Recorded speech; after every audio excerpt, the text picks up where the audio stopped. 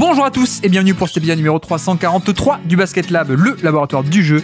Et aujourd'hui, on va parler de LeBron James, mais lors de ses années high school, avec Nicolas AAA, alias Steve Bolin, qui a écrit un livre sur LeBron James et qui vient nous en parler. Et puis, comme d'habitude, pour soutenir le podcast, iTunes, Spotify, YouTube, petit like ou petites étoiles.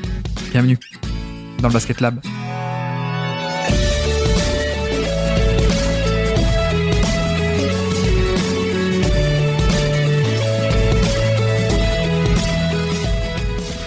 Et donc, on se retrouve aujourd'hui pour un numéro assez particulier, on n'a jamais vraiment fait ça, mais aujourd'hui on se retrouve avec quelqu'un que vous connaissez, quelqu'un qui pourrait nous parler de Willie Warren pendant très longtemps, mais qui ne va pas le faire aujourd'hui. C'est Nico, comment ça va Nico ? Merci à toi. Ça va et toi ? Ça va ? Oui, Willie Warren, tu prends même pas la perche en plus, je vois que tu es très discipliné aujourd'hui. Ouais, je fais un peu attention, mais ça peut partir à tout moment et peut-être plus tard, on verra. Ce n'est pas son histoire que tu as décidé de raconter aujourd'hui. Non, mais on pourrait faire des parallèles. En vrai, premier degré, c'est très possible que sans faire gaffe, je fasse un parallèle. Ouais, j'ai un trou de mémoire. Est-ce que Willie Warren était aussi un phénomène lycéen ou pas ? Pas vraiment. Il est bon lycéen. Un prospect, mais pas à ce point un phénomène, quoi. Pas comme LeBron. C'est ça, il devait être dans la liste des top 100, 200, un truc comme ça. Ouais. Mais on est vraiment en train de partir de lui, mais il explose vraiment. En tant que freshman, on fait waouh, mais c'est qui ce mec à côté de Blake Griffin qui est trop fort waouh, quoi. C'est juste. C'est là où vraiment on entend parler de. Moi, j'entends parler de lui et où le vrai monde, les vrais intéressés de la draft commencent à s'intéresser à lui, quoi. Et donc, pour ceux qui ne connaissent pas, effectivement, on va préciser, donc le pote de Blake Griffin qui avait décidé de rester à la fac, de pas aller à la draft, alors qu'il aurait pu être drafté haut. Et je crois qu'il finit deuxième tour chez les Clippers d'ailleurs, si je dis pas de bêtises, et il a pas jamais eu de carrière, quoi. Mais ça m'a fait penser j'ai pensé à toi il y a pas longtemps parce qu'il y a un mec qui s'appelle Shaedon Sharpe. Là, je pense que les auditeurs connaissent, mais toi non, donc c'est l'inverse.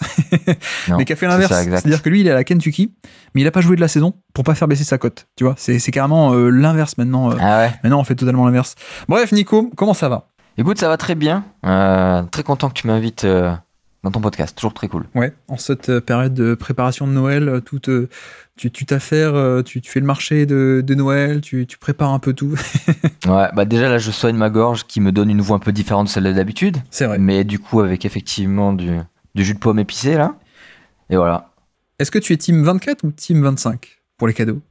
Nous, c'est le 25. C'est plutôt parce que vraiment la torture d'avoir les cadeaux le 24 au soir et d'aller se coucher une fois que t'as tout déballé, c'est dur.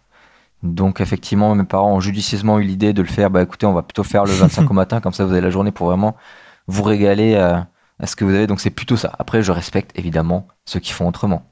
Tes parents ont dit au Père Noël de passer le 25 surtout.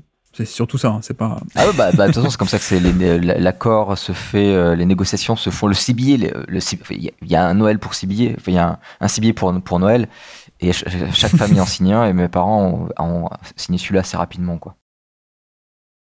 Alors Nico, que vous connaissez sur le Basket Lab, évidemment, Nico qui est à la retraite de l'actu NBA et qui du coup vient nous parler d'histoire. C'est un peu ça, hein, sur le Basket Lab, tu es notre référent histoire. C'est quoi les derniers qu'on a fait ensemble ? C'est des Pourquoi j'avais tort sur Lance Stephenson, si je dis pas de bêtises. C'est ça, un épisode exceptionnel. Et puis ancien de Basket Info, qui n'existe plus, de l'écho des parquets, qui n'existe plus vraiment non plus. Mais c'est un peu la tradition. Le cimetière, ça. Quoi. Ouais, c'est un peu tu es un homme d'une autre époque, Nico. Je pense qu'on peut le dire. Alors, aujourd'hui, tu es là pourquoi ? On ne va pas parler de Lance Stephenson aujourd'hui. On ne va pas parler de Jabari Parker. On ne va pas parler de O.J. Mayo. Peut-être qu'on le fera bientôt, d'ailleurs, Nico. Qu'on fasse un peu... ça, c'est bon, ça. Bah ouais, parce qu'on a quand même fait pas mal de mes erreurs à moi de scouting. Faut qu'on en refasse de toi. Non, aujourd'hui, pourquoi est-ce qu'on est là ? Parce qu'on va parler de LeBron James. Tu as sorti un livre qui s'appelle, évidemment, j'ai perdu la page, voilà. LeBron James avant LeBron James. Et si on découvrait LeBron James comme si on y était. Donc, disponible sur Amazon, que tu as auto-publié, hein, c'est ça ? Tu vas tout nous détailler le processus. Tout fait, la couverture, la mise en page, tout. Le seul truc que j'ai pas fait, c'est l'impression, quoi. Voilà, c'est un peu amateur, mais du coup, c'est d'autant plus cool, quoi. Je suis bien amusé à le faire, je vous avoue. Ça se trouve sur Amazon en ce moment. Sachez que si vous prenez en une seule commande, c'est 19,84. Si tu vas nous expliquer, petite anecdote, hein, c'est fait exprès, 19,84 €. Si vous en achetez un pour tous les mois, donc vous prévoyez d'avance, ça baisse à 17 €. Voilà. Oh pardon, en ce moment je suis dans les commandes Amazon, mais justement oui, c'est pour ça, on est là pour ça, c'est bientôt Noël. Si vous avez envie d'offrir à quelqu'un, voilà une idée. Si vous avez envie de découvrir LeBron James, tout simplement, juste vous faire un petit plaisir, c'est là aussi. Si vous avez encore une grand-mère ou un tonton qui vous dit on sait pas quoi t'offrir, voilà, vous aurez peut-être une idée avec ce livre-là de Nico. Donc je répète, LeBron James avant LeBron James, et si on découvrait LeBron James comme si on y était. Donc on va un peu dérouler ce format où tu vas un peu nous en parler. Je précise, ce podcast n'est pas du tout sponsorisé, hein, Nico, tu peux en attester, tu ne m'as pas donné d'argent pour, pour qu'on en fasse ta pub. T'as même dû l'acheter le livre. Non, au contraire, je fais ça avec très très grand plaisir. Déjà parce que le sujet est hyper intéressant, mais non, moi c'est un plaisir évidemment. Sachez que voilà, pour ceux qui savent pas, s'il n'y avait pas eu de Nico pour me former, ou plutôt me déformer, il y aurait pas de Basket Lab. Donc c'est évidemment mon promo totalement de bon cœur évidemment. Donc le format, Nico, si tu veux bien, on va le faire en 3 questions, 3 grandes questions, mais on se connaît, on va un peu se laisser parler, mais c'est pour un peu structurer l'émission. Tu vas nous dire un peu quelles sont tes motivations. Pourquoi est-ce que tu as voulu écrire ce livre alors que à la base tu étais simplement un analyste d'actu, hein, comme tu as fait pendant plein d'années sur l'écho des parquets. Tu nous diras aussi comment est-ce que tu as fait. Alors autant la partie basket que la partie même plus technique, hein, si ça peut intéresser certains, l'auto-édition ça peut être intéressant. Et puis aussi qu'est-ce qu'on découvre dans ce livre, évidemment la question centrale, quel a été le plus étonnant. Est-ce que ce format te va, Nico? Ouais, c'est parfaitement. Eh bien, on peut y aller directement. Donc, ce livre qui parle de LeBron James, mais LeBron James, alors je sais pas si tu sais, mais en ce moment, LeBron, ça commence enfin à vieillir. Hein. Cette année, c'est la première saison où on est en train de boucler la boucle. Ça me déçoit parce que tu sais, on va fêter bientôt les 10 ans du fameux tweet. Bon, LeBron a 30 ans, ça va pas durer longtemps. Alors, je te fais la version soft et français, mais tu connais ce fameux tweet de à l'époque? Écoute, non seulement je le connais, mais je me permets déjà d'aller dans mon livre, ouais, parce que il y avait déjà des gens qui disaient quand à cette époque, donc dernière année de lycée où LeBron James est surdominant, il est déjà vu numéro 1 de draft facile, tout ça, y compris face à n'importe quel joueur de n'importe quel draft. Il y a quand même des gens qui disaient, enfin il y a quand même pas forcément, c'était pas forcément sans pertinence, hein. Enfin c'est pas complètement idiot ce qu'ils disaient, c'était pas juste, mais ça sortait pas non plus de nulle part, mais qui disaient non mais là il domine parce que c'est le lycée et qui physiquement il est au-dessus des autres, ouais. Mais en NBA ça va être pareil quoi. Donc là c'est exactement la même chose mais avec l'âge. Donc il y en a qui ont annoncé, même pas que depuis 10 ans, depuis 20-25 ans quoi, que ça n'allait pas durer. Ouais. Et pourtant ça dure. Donc ouais, non, c'est un peu marrant. Donc on va fêter les 10 ans de ce tweet, alors que il commence enfin à être un peu plus en difficulté, dirons-nous. Mais bref, donc ce livre, il est pas sur LeBron qu'on connaît, il est sur un LeBron lycéen, justement. Tu vas tout nous expliquer. Mais donc, première question, quelles ont été un peu tes motivations pour écrire ce livre? Pourquoi LeBron James avant LeBron James? Déjà, c'était cette question-là j'ai un peu cette question-là, mais pour plusieurs joueurs et même pour plusieurs... pas que dans le basket, dans d'autres sports ou même d'autres endroits, mais j'aime bien toujours ce côté, mais comment tu passes de un enfant ou un adolescent ou quoi, quel est ton parcours qui t'arrive à t'amener jusqu'à être une star, des trucs comme ça, c'est toujours des trucs un peu intéressants. Et là, plus précisément, alors c'était pas tant, et du coup, mais je voulais pas non plus faire une biographie de quelqu'un, mais c'était plutôt c'est marrant, un joueur comme LeBron James, en fait, tout le monde le connaît depuis qu'il a 15 ans. Ouais.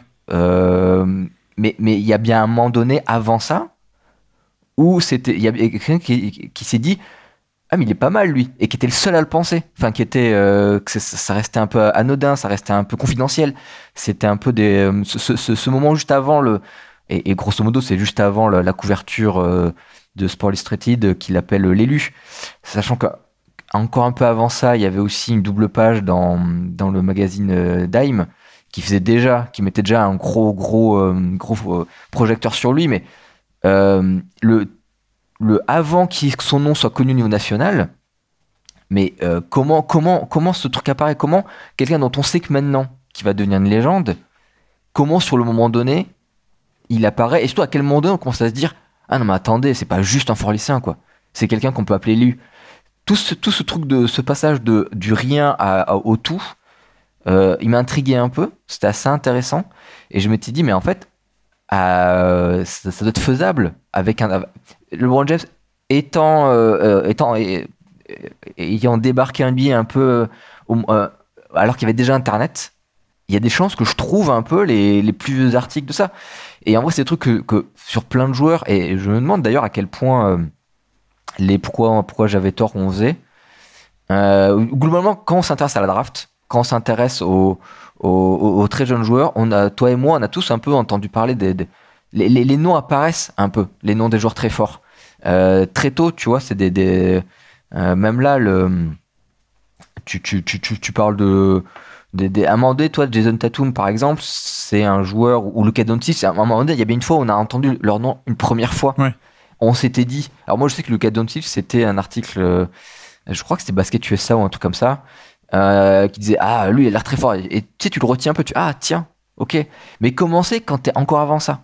À quel moment donné, celui qui commence à se dire, ah, mais attendez, lui, il faut vraiment le surveiller. Toi, tu voulais vraiment trouver le premier mec dans l'histoire de l'humanité qui s'est dit, ah ouais, en fait, ce mec, il va faire plus que gagner le championnat de l'année, quoi, en lycée.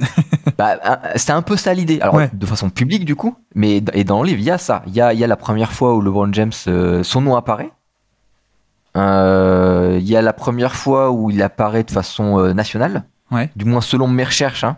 Selon ce que j'ai pu trouver, je ne dis pas que c'est sûr ça, mais que c'est sûr que ce soit comme ça, mais après ce que j'ai trouvé, donc t'as vraiment, si tu lis le livre, tu as vraiment cette progression, ce côté, il y a un nom qui apparaît, c'est un peu anodin, et d'ailleurs même sa première année lycéenne, parce que du coup j'ai récupéré des journaux d'Akron, enfin c'est le Akron Beacon Journal, de sa première année lycéenne, donc quand il est freshman, donc là il a 14 ans.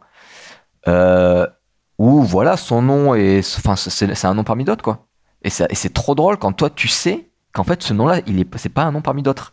Et ce décalage, quand tu connais l'histoire, quand c'est vraiment comme si tu plongeais dans le passé à l'époque, t'étais là en train de regarder, et t'as un mec qui dit, bon voilà, dans l'équipe il y a Drew Jones, il a LeBron James, il y a Sian Cotton. Et toi, t'es là, non mais attends, il y a un des noms que t'as dit là comme ça a l'air de rien, mais tu te rends pas compte de ce que t'as sous les yeux, quoi. Tu sais, ça me fait un peu penser quand tu regardes une série télé ou un film, et il y a un mec qui va devenir une méga star d'Hollywood ou une superstar cinéma, série, mais qui a un tout petit rôle. Alors, j'ai quelques exemples comme ça, mais tu sais, dans The Office, par exemple, la toute première saison, il y a Amy Adams qui joue un rôle dans un épisode. Alors après, elle devient récurrente, mais tu vois, là-bas, c'est personne, quoi, à l'époque, où je crois que c'est Emma Stone qui joue dans Malcolm in the Middle, qui fait une apparition, genre en figurant quasiment, quoi, ou des trucs comme ça. Ah ouais, je savais même pas, tiens. Ouais, mais je crois qu'il y a un site qui répertorie un peu tout ça, le côté... les mecs hyper connus quand ils étaient à peine des randoms ou des figurants, quoi. Alors, c'est peut-être pas à ce point, mais tu vois, notamment dans Coach Carter, il y a Channing Tatum qui est le mec qui va devenir le plus connu de tous, quoi. Alors qu'en fait, tous les autres acteurs / basketteurs, on n'entend pas trop parler d'eux, quoi. Mais moi, depuis, tu vois, un jour j'ai entendu que Channing Tatum devenait une star, je dis mais c'est le mec de Coach Carter, quoi. Ah oui, toi t'as fait ce chemin-là. Moi c'était l'inverse. D'abord, j'avais vu Coach Carter. Et puis c'est après que je me suis rendu compte que c'est une fois qu'il était connu que je me dis mais c'était lui en fait, ce personnage-là. Oui, c'est ça, ouais. Mais t'es un peu dans les deux sens, quoi. Parfois tu regardes un film de il y a 20 ans, tu dis mais attends, mais lui, alors je dis n'importe quoi. Ah mais il y a Tom Hanks, il a 15 ans. Ouais, non mais complètement. Et puis il y a le youtubeur de la chaîne YouTube Tales from the Click, qui est de cinéma, hein, qui du coup retrace un peu la vie d'acteurs ou de réalisateurs vraiment des stars, et lui il fait vraiment un peu des recherches très très poussées, enfin du moins par rapport pour moi, quoi, où il ressort des images des toutes premières apparitions, y compris des publicités. Et c'est trop drôle. Et t'as aussi les acteurs qui se font rejeter d'entrée de jeu, et pareil dans le sport, pour revenir à Michael Jordan, alors le côté un peu mythe ou réel est discutable de ce moment donné où il se fait dégager de son équipe et que ça lui crée sa motivation ultime, on va dire. Ce qui est alors je sais plus à quel point c'est complètement vrai ou un peu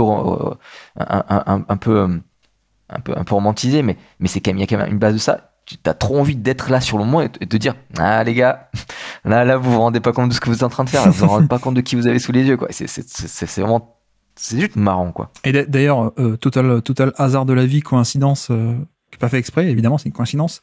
Je sais pas si t'as vu là aujourd'hui ou hier, c'est sorti le truc avec Landry Fields. Est-ce que t'as vu ça? Je t'ai envoyé le lien d'ailleurs. Landry Fields, il y a un tweet qui est ressorti et il dit donc de 2010 à l'époque où il était au Knicks, sa première saison, où il devait sans doute faire un concours Twitter ou je sais pas quoi. Il dit super, le gagnant du concours s'appelle Tim Chalamet. On vient de nous rejoindre là, t'as gagné le concours. Mais tu vois, Et il y a une photo qui est ressortie. Effectivement, c'est le vrai Timothée Chalamet qui donc a gagné un concours à l'époque et qui a une photo avec Landry Shamet de l'époque de Nix. Enfin bref, non mais c'est un peu le côté où on connaît la légende et toi tu voulais remonter à l'époque où c'était pas la légende, c'était un peu le côté, c'est un mec parmi tant d'autres. Ouais. À quoi ça ressemblait, quoi. Et quand est-ce que ça a finalement commencé un peu à émerger, ce côté, ça va être quelqu'un. Ouais, c'est ça. Et comment ça se fait, comment ça apparaît, dans quel contexte, et aussi les premières analyses. Je veux dire, bon, pour LeBron James, ça va tout de suite assez vite sur le positif, mais t'as aussi des éléments négatifs. T'as aussi des gens qui y croient pas. T'as des gens qui y croient trop. T'as des gens qui... Tu sens que... Ça, c'est un autre aspect du livre qui m'a surpris, qui m'a beaucoup amusé.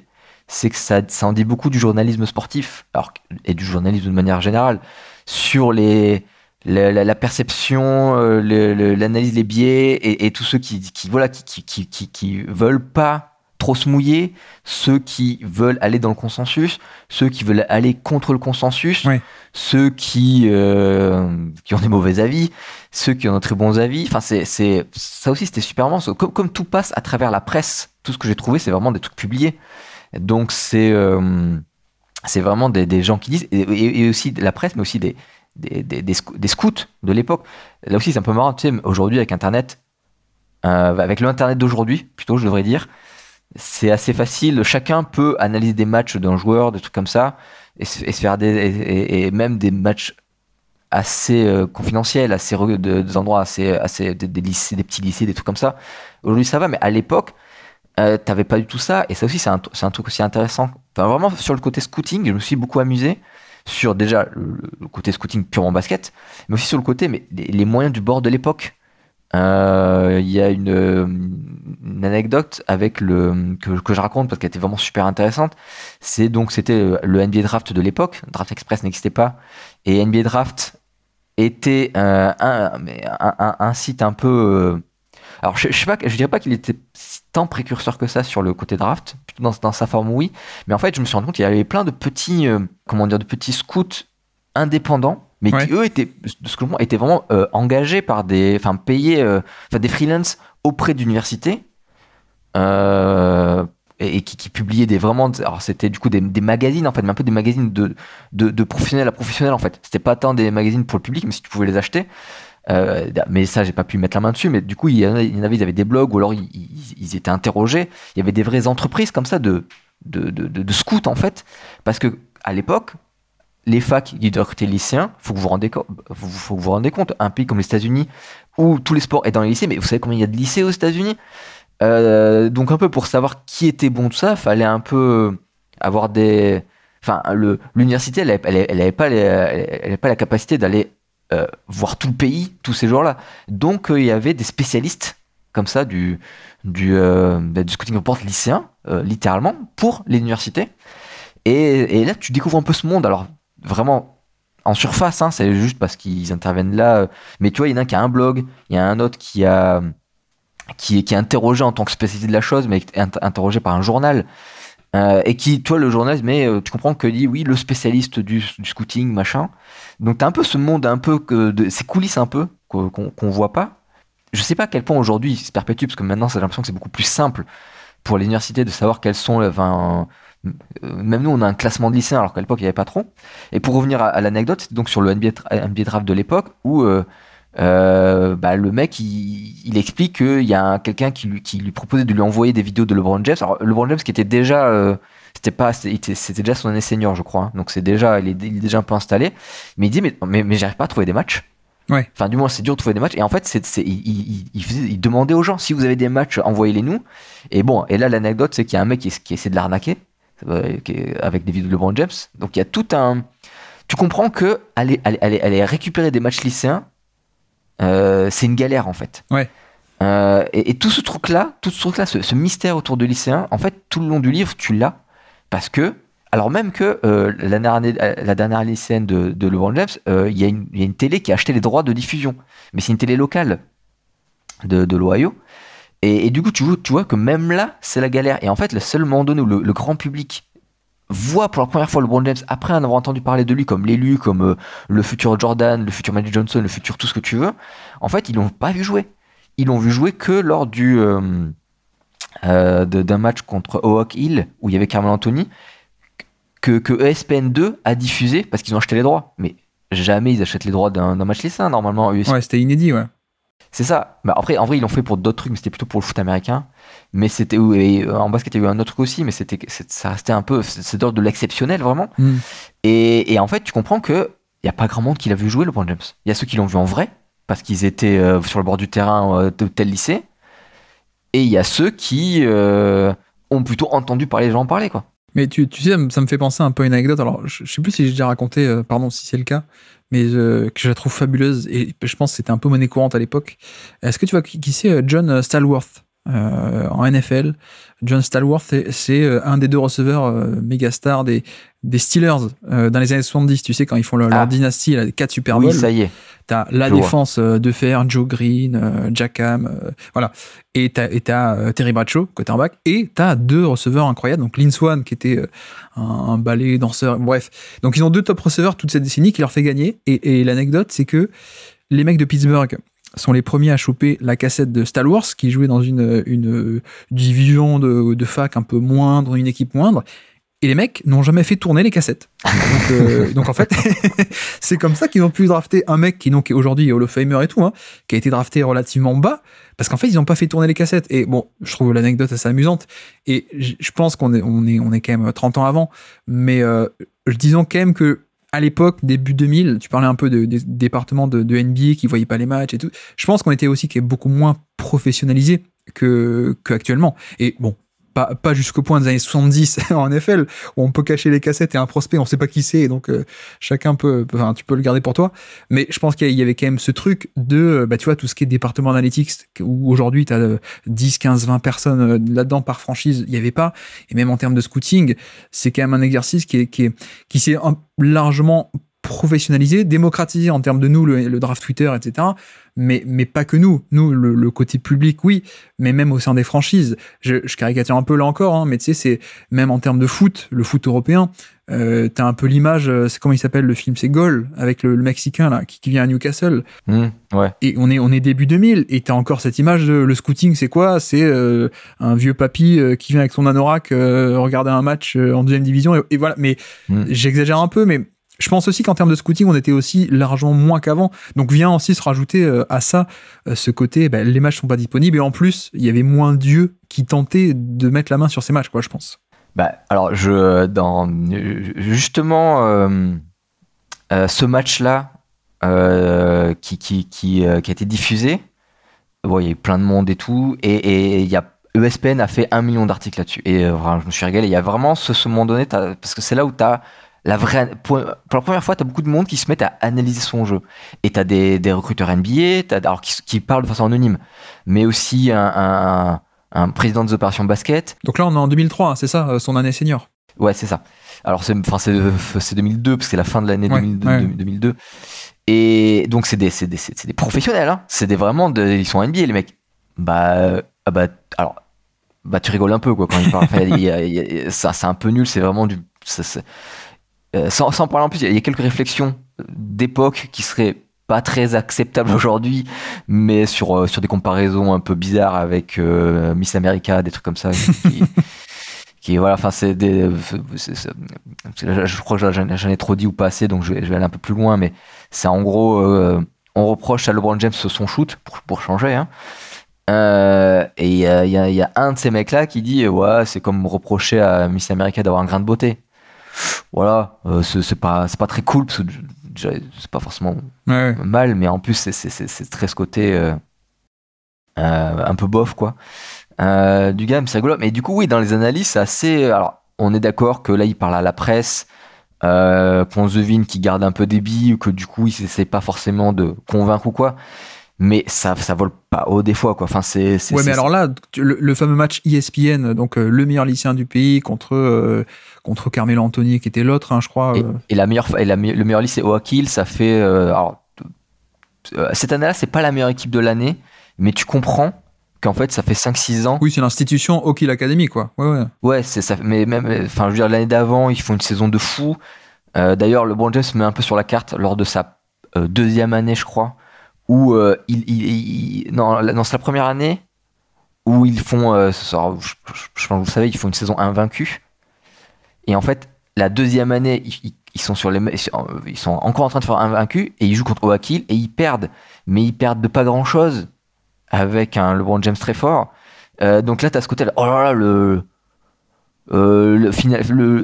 c'est une folie d'avoir réussi à regarder droit dans les yeux cette équipe de Oak Hill, qui plus est avec un lycée quand même un peu plus bas en termes de niveau, mais surtout ce côté. Enfin, là, ce Oak Hill High, il est en train de rouler sur tout le monde. Je crois que ça faisait. Lui aussi, il était sur des saisons quasi invaincues depuis 2-3 ans, un truc comme ça. Je l'ai plus la tête là. Mais là aussi, ça met sur la carte LeBron James. Et le Oak Hill, alors je sais pas ce qu'il en est maintenant, mais là, dans ces années, je crois que c'est le Oak Hill est au summum de de sa réputation, quoi. Ouais, donc ce que je voulais dire, c'est que ça, c'est l'époque où il était déjà connu, quoi. C'est vraiment ESPN qui organise un match, qui va filmer un match de lycéen, ça arrive jamais. C'est presque l'étape où il est déjà un peu sur l'échiquier médiatique, dans le paysage, il existe déjà, quoi. Mais toi, tu voulais aussi, notamment, même remonter à plus loin que ça, quoi. Plus loin que ce côté, c'est un lycéen phénomène. Tu voulais même remonter au lycéen tout court, quoi. Ça, c'est presque la fin du livre. Enfin, ouais, c'est ça. C'est presque la fin. Moi, je voulais voir de avant et vraiment comment ça apparaît. Et au début, tout le début, alors je le détaille pas parce que c'est pas intéressant, mais t'as juste les box scores de sa fac de Saint-Vincent Sainte-Marie, juste le box score avec lui qui est là. Et c'est même moi. Alors, c'est entre guillemets, alors je le sais à l'avance, hein, mais c'est moi qui me rends compte qu'en fait c'est souvent ce jeune LeBron James qui est le plus jeune de l'équipe qui est le meilleur marqueur, quoi. Ouais. Alors je le remarque parce que je sais ce que je dois regarder. Mais c'est même pas forcément souligné, quoi, tu veux dire. Non, et d'ailleurs c'est un truc assez marrant ça dans ces premières années, cette première année où donc t'as l'Akron Beacon Journal, donc aux États-Unis, hein, les journaux sont très très locaux souvent, et donc Akron a son journal et c'est vraiment un encart. Alors et cette première année d'invaincu, LeBron James, alors c'est pas qu'il est écarté parce que on dit assez tôt que c'est le plus prometteur, mais limite on passe un peu vite sur lui. C'est juste un détail, comme si c'était comme si on voulait pas qu'il mettre en avant quelqu'un plus que d'autres. Parce qu'il y a le truc qu'il faut rappeler sur cette première année là, c'est qu'en fait alors, le lycée est un bon lycée, hein, dans l'Ohio, parce que tout est très compartimenté. C'est plutôt un bon lycée qui va loin dans les compétitions, super. Mais là, ils ont perdu tous leurs seniors. Il reste que Maverick Carter, qui vous dit quelque chose normalement. Oui. Il reste que Maverick Carter et plein de freshmen. Alors, freshman lycée, c'est pas freshman à l'université. C'est-à-dire que c'est des mecs de 14 ans. Et le lycée, c'est 4 ans aux États-Unis. Hein, donc, c'est des mecs de 14 ans face à des mecs de 18 ans. Oui, puis il faut aussi expliquer que, alors pardon, pour ceux qui ne le sauraient pas, Maverick Carter qui est devenu son partenaire de business. Hein. C'est ça. Donc aujourd'hui c'est un peu il fait partie de sa bande et voilà, il gère beaucoup de trucs aujourd'hui. Mais non, faut dire aussi que le système de lycée et de basket aux États-Unis, il y a le fameux AAU, mais c'est pas ça. Il y a le lycée, c'est-à-dire tu joues la compétition de lycée avec ton lycée, ça c'est pendant l'année, et après il y a les fameux tournois AAU. Mais pourquoi je dis ça, c'est parce que les tournois AAU, c'est souvent des tournois où tu te montres, etc. Là, il y a que des top joueurs. Alors que en lycée, le lycée normal de toute l'année, la compétition de lycée normal de toute l'année, tu joues, il n'y a pas que des mecs qui veulent se montrer, qui vont devenir prospects NCAA ou NBA. Parfois t'es un peu monsieur tout le monde, quoi, un peu le gosse de 14 ans qui est pas mal au basket, il joue au basket dans sa rue et qui veut venir participer, quoi. Donc le niveau est quand même beaucoup plus hétérogène que sur les tournois AAU, quoi. Oui. À cette époque-là, du moins de ce que j'avais vu, les tournois AAU n'ont pas le même impact qu'actuellement. Ouais. Alors actuellement je parle sans trop savoir, mais au moins il y a 5-6 ans où c'était presque plus là qu'on analysait les prospects plutôt que vraiment au lycée où, comme tu dis, il y a des gens qui sont juste là au lycée, quoi. Enfin, ils sont juste là en train de faire leurs études et ils aiment bien jouer au basket, donc ils jouent au basket. D'ailleurs je fais pas mal de rapports avec ça parce que quand je dois, moi aussi j'essaie d'analyser le joueur qu'est LeBron James à cette époque-là, comme si j'étais sans savoir qui il va devenir.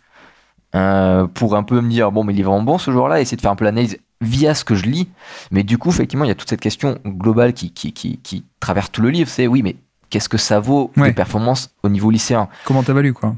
Et voilà, c'est ça. Et du coup, donc j'arrête pas de faire le parallèle en disant bah oui, bon, bah, mais qu'est-ce que ça vaut de mettre 20 points face à quelqu'un qui en fait, ce qui l'intéresse surtout, c'est de son contrôle d'algèbre le lendemain matin, quoi. Enfin, tu vois, ce genre de truc-là, ou qui sera un futur comptable dans une entreprise plus tard, et qui, bon. Donc, t'as un peu cette blague-là. Et est-ce que juste à ce propos, t'avais vu à l'époque la vidéo de Zion qui est défendue par un mec, mais qui justement il fait 4 têtes de moins. Mais parce que voilà, dans ce genre de contexte, t'as pas que des futurs prospects, quoi. Bon, si vous ne connaissez pas, allez voir taper la vidéo. Mais je crois qu'il est resté en contact avec ce mec qui est tout petit par rapport à lui. Et t'as vraiment la différence entre le prospect, l'athlète NBA, et l'autre côté, en fait, le mec lambda, quoi. c'est assez marrant, ce différentiel, quoi. Mais c'est vraiment comment est-ce que tu évalues ça, quoi, en fait. Oui, c'est ça. Et alors, c'est pour ça que mon vrai départ du livre, c'était un peu cette idée aussi c'est sur cette idée d'analyser au niveau, de faire un scouting report, en fait, en temps réel, du joueur qui débarque. Voir si et pendant que la hype montait, en me disant mais bon, qu'est-ce qu'elle vaut cette hype là, parce que toi et moi on est bien placé pour savoir qu'il y a plein de joueurs qui ont une hype très forte, lycée mais aussi universitaire, et que quand toi ou moi on analyse, on disait ouais, je sais pas, hein, enfin on trouvait que c'était pas si fort que ça. Là je voulais aussi un peu voir un peu est-ce que c'est LeBron James qui mérite cette hype là, et qui après, elle a poursuivi aussi, en fait, c'est exagéré, comme c'est généralement le cas, en fait. Et que lui, derrière, il ait juste réussi à, malgré ça, se hisser à la hauteur de la hype. C'était un peu toutes ces questions-là que j'avais. Et du coup, oui, j'ai vraiment un gros pan d'analyse de mais qu'est-ce qui vaut ce joueur? C'est un peu ce que je me pose, une fois qu'on l'a un peu, que son nom est un peu sur les radars, je fais ok, mais qu'est-ce qui vaut en fait, avec un regard que j'essaie de faire aussi non biaisé que possible par rapport à ce que je savais par la suite, quoi.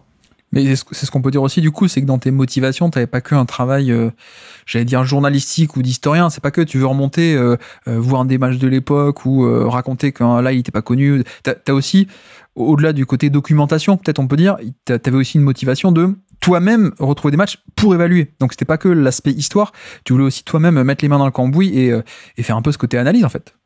Alors oui et non, parce que comme le concept du livre, c'est de se placer à l'époque en temps réel, de façon contemporaine, et que les matchs, ils n'étaient pas dispo en fait. Si tu voulais le voir, fallait être dans l'Ohio. Maintenant, tu les retrouves sur YouTube.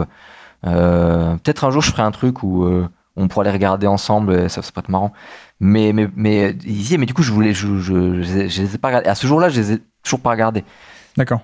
Alors le livre est découpé en 2 morceaux. Il y a première partie où c'est quelqu'un qui est quelqu'un d'Akron, parce que sinon on peut pas, c'est impossible de connaître LeBron James si on n'est pas à Akron au début, c'est normal. Si tu lis pas l'Akron Beacon Journal, bah tu le connais pas. Et peut-être il y a d'autres moyens, mais du moins le moyen que moi j'avais trouvé, c'était ce journal-là. Et si t'es pas de l'Ohio, tu peux pas le connaître. D'ailleurs c'est aussi un truc un peu qui... Il y a quelques anecdotes un peu marrantes aussi dans le livre où tu comprends ce côté il est connu par une niche. Ceux qui suivent beaucoup le basket lycéen le connaissent et les autres le connaissent pas. Et c'est normal, c'est du basket lycéen. Et du coup, oui, donc cette première partie-là où c'est vraiment, je vous vois le lecteur, je fais comme si c'était le lecteur qui était un habitant d'Akron qui lit le journal d'Akron et qui se rend compte petit à petit que, mais en fait, ce nom-là, je le vois souvent, c'est marrant, quoi. Ça dure le temps, ça dure le temps jusqu'à ce qu'en fait, la première occurrence du nom de LeBron James sur un média national américain, c'est un classement national, hein. Cette première occurrence-là, je la bascule et ça devient plus le personnage de Kivy Akron qui le découvre, ça devient un espèce de moi vieux d'il y a de plus de 10 ans, enfin qui a 10 ans de plus, qui un peu comme si j'aurais fait là, tu vois, comme si j'aurais été en France en train de regarder sur internet et que j'aurais trouvé sur internet les mentions de ce jour-là.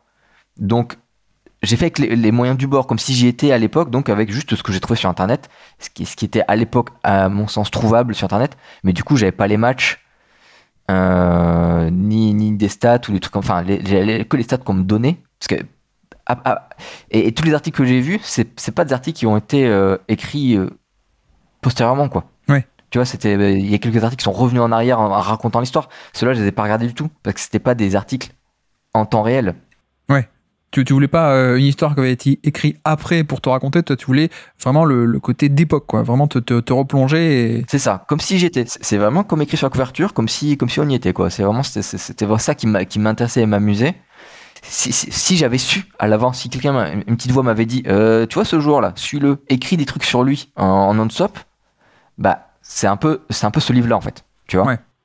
Mais c'est Winston qui en parlait aussi, notamment parce que c'est justement, ça se rapproche quand même beaucoup de ce que peuvent faire des historiens, le côté aller à la source principale, vraiment la matière première du document d'époque. Alors que, bon, voilà, on sait tous qu'il y a 14 000 chaînes YouTube ou livres qui vont parler d'histoire, mais c'est un peu, il y a un côté où une fois que quelqu'un raconte une première chose, tu sais, tout le monde le reprend un peu, ou voilà, quoi, c'est un peu dans une espèce de domaine public, et Winston en parlait de ça justement parce qu'il disait, il y a des fois, en fait, t'as un peu de ce genre d'histoire ou de légende ou d'anecdote qui traînent un peu, et en fait, tu te renseignes, tu trouves que, ah non, en fait, au final, c'est pas exactement ça quand tu retournes au truc de base. Mais on est d'accord qu'en termes de motivation d'écriture ou de vouloir faire ce livre, c'est aussi hyper intéressant parce que c'est LeBron James, quoi. Tu l'aurais peut-être pas fait à ce point en détail si ça avait été un joueur beaucoup plus lambda. Bah, en fait, déjà, avec LeBron James, je savais que j'allais trouver de la documentation. Oui. Parce que assez rapidement, il a fait beaucoup parler de lui. Mais en vrai, l'exercice, enfin, tu prends Nikola Jokic, ça serait exceptionnel, ce même truc avec Jokic. Alors, ça sera une galère, faudrait être capable de lire le Serbe, mais ce serait exceptionnel. Ouais, mais je veux dire, Jokic aussi, c'est un joueur qui va devenir all-time, quoi. Je veux dire. Donc, il y a un peu ce côté. Mais c'est ce que tu disais au tout début, c'est qu'il y a un aspect qui est où tu voulais voir un peu ce qu'il était avant de devenir la légende. Là où c'est d'autant plus intéressant, c'est qu'avec LeBron, en plus, on a cette trajectoire c'est le phénomène qui a confirmé.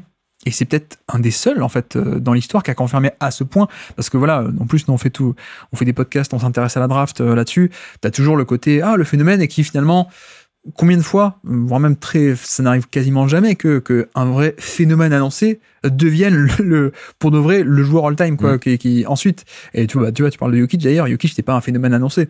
Et il y a un peu ce truc que je trouve hyper intéressant avec LeBron, où c'est peut-être un des seuls, en tout cas le meilleur, celui qui l'a fait le mieux d'ailleurs, c'est ce que je trouve le plus étonnant dans sa carrière, c'est que lui a toujours eu des attentes folles dès le début, et bizarrement, il s'est montré au niveau. C'est peut-être ça le plus fort, en fait, dans sa carrière.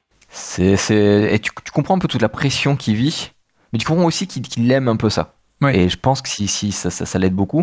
Il y a beaucoup. Moi, j'étais pas spécialement parti pour aller sur le hors terrain, le hors sur la personnalité, tout ça, mais t'es un peu obligé d'y aller, en fait, parce que quand tu fais un scouting report, t'es quand même obligé d'essayer de voir comment il gère les choses, et puisque la presse en parlait beaucoup aussi, du coup t'as pas mal un peu cet aspect là, comment il vit les trucs. Il y a plein d'anecdotes marrantes ou pas marrantes selon comment tu prends les choses, mais t'as par exemple ce gars qui dit un homme lambda qui dit oui, je lui ai fait signer alors justement c'était le magazine Sport Illustrated, et je lui ai fait signer, mais il m'a mal parlé, alors il a traité de punk, mais en français je sais plus comment je traduis dans le livre punk, mais c'est voyou, quoi. C'est il se comporte mal, il est arrogant, tout ça, et le mec lui-même il a revendu son truc sur eBay, mais en fait cher, quoi. Et en fait tu comprends que le gars il a profité d'avoir LeBron James plein de lui pour le faire signer et pour se faire de l'argent en revendant le truc. Ouais. Donc, et pour s'en défendre, il dit oui, non, mais je l'ai revendu parce que ça m'a pas plu comment il m'a parlé. Il a quoi, il a 16 ans, il est déjà sollicité comme une star, et il doit en plus bien se comporter tout le temps. Enfin, sur ce comportement, il y a plein de trucs. Je veux dire, ceux qui aiment pas LeBron James, ils vont avoir un peu des trucs, un peu de la matière à soit alimenter leur haine, soit la nuancer, mais du moins il y a plein de sur cette arrogance, tout ça, elle arrive très vite. Plein d'autres choses qui arrivent très vite, aussi des surinterprétations assez drôles.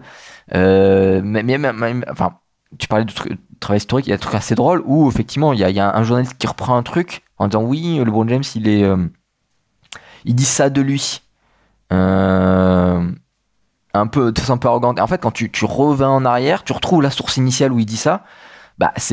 Oui, il a dit ça, mais dans le contexte, ça voulait pas dire la même chose, quoi. Ouais. Là aussi, les mythes aussi se créent dans tous les sens. Et ça, c'était aussi assez intéressant à voir.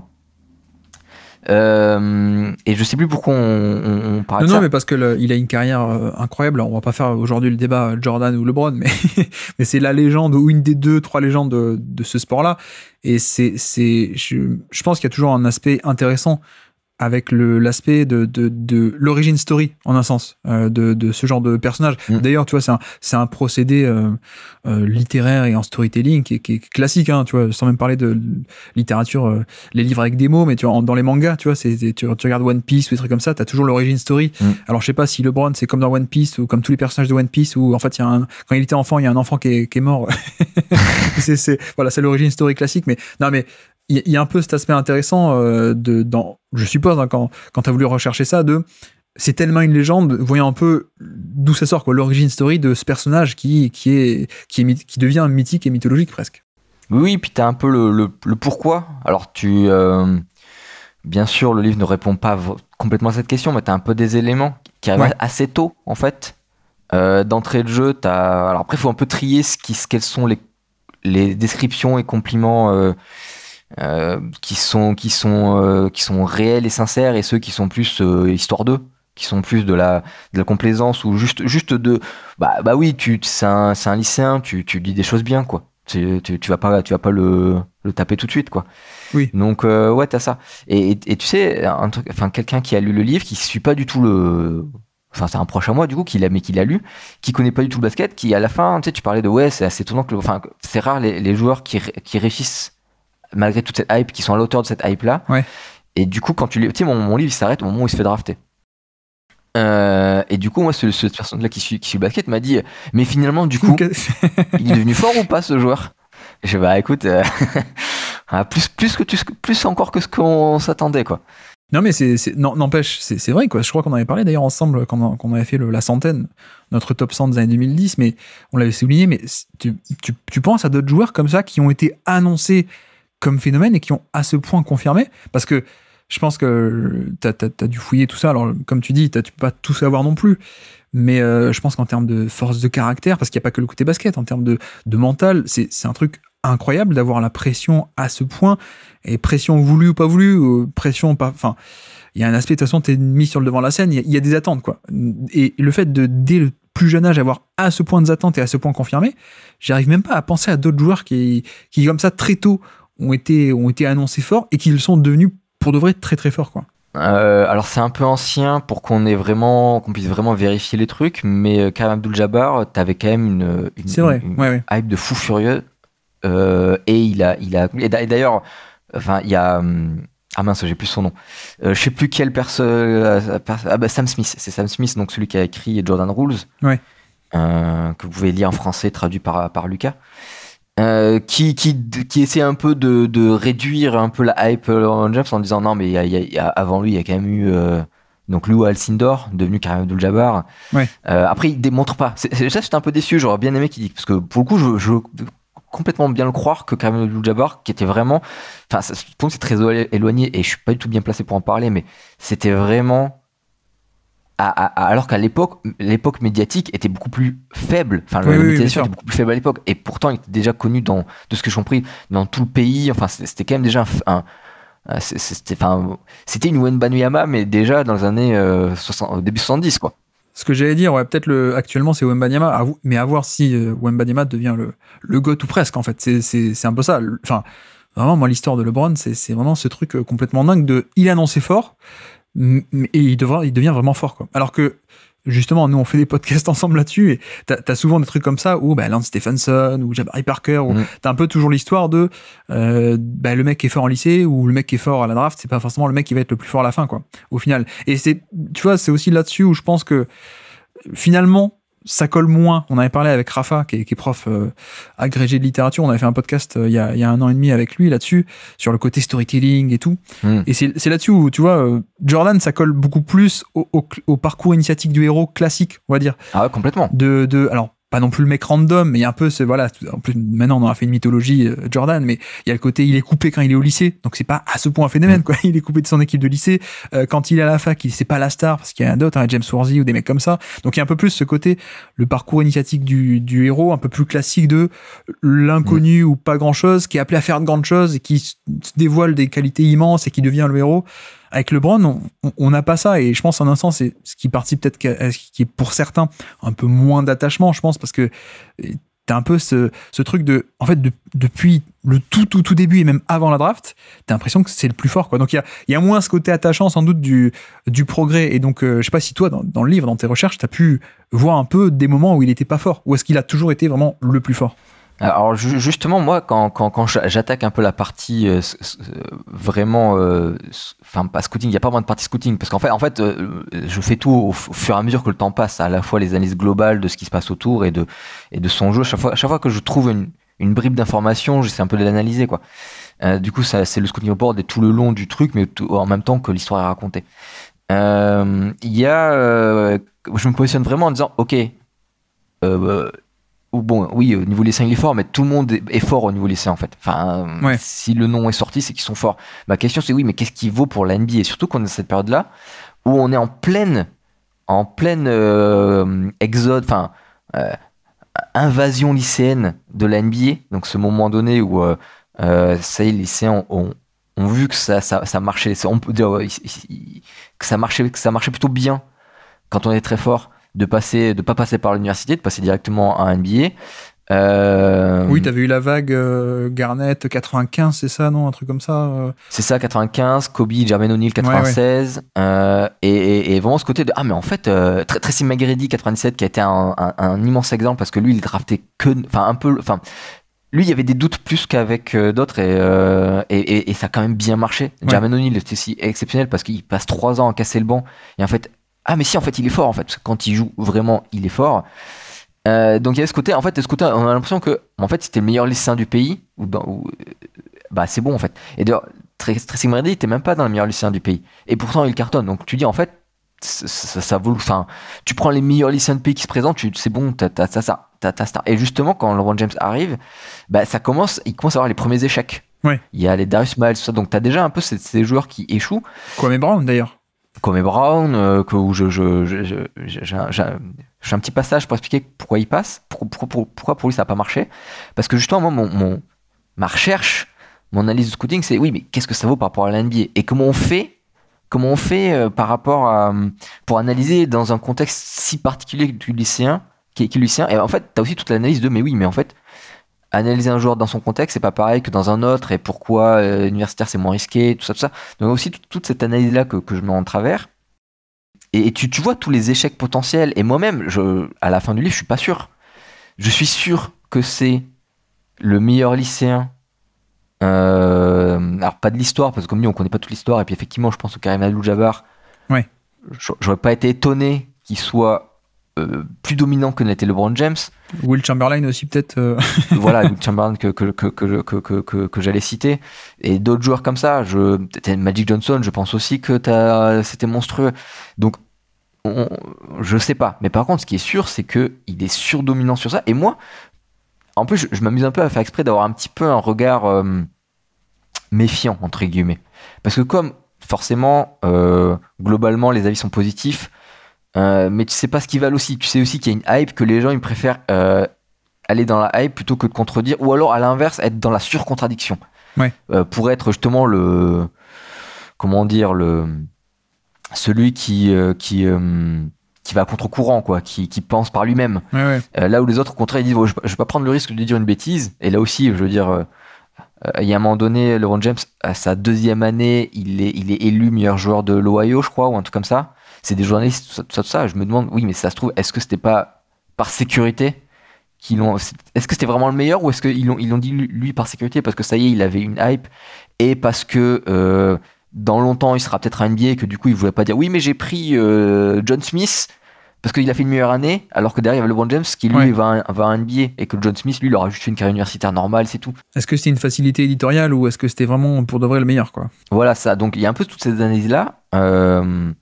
Et globalement, comment les choses m'apparaissent à LeBron James, c'est vraiment non, en fait, il est d'entrée de jeu dominant au lycée, donc dès 14-15 ans, hein, et il y a plein d'obstacles qui viennent se mettre, là on revient plus sur le récit, mais il y a plein d'obstacles qui viennent se mettre entre ses pattes. Il y a notamment le duel avec Lenny Cook, qui était aussi une star lycéenne, une énorme star lycéenne, et qui se rencontre au tournoi à l'ABCD Caen d'Adidas, qui a fait énormément de bruit.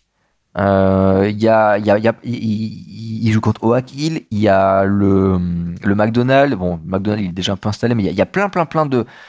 Juste pour dire, quand on dit McDonald's, le McDonald's All-American, c'est un match, hein, c'est pas un McDo, pour ceux qui sont pas familiers avec le. C'est ça, l'espèce de All-Star Game des lycéens, quoi. Tu on parlait de justement ces matchs de lycée qui des fois pouvaient être inintéressants parce qu'effectivement en face c'est pas des futurs, même pas des futurs universitaires, tu vois.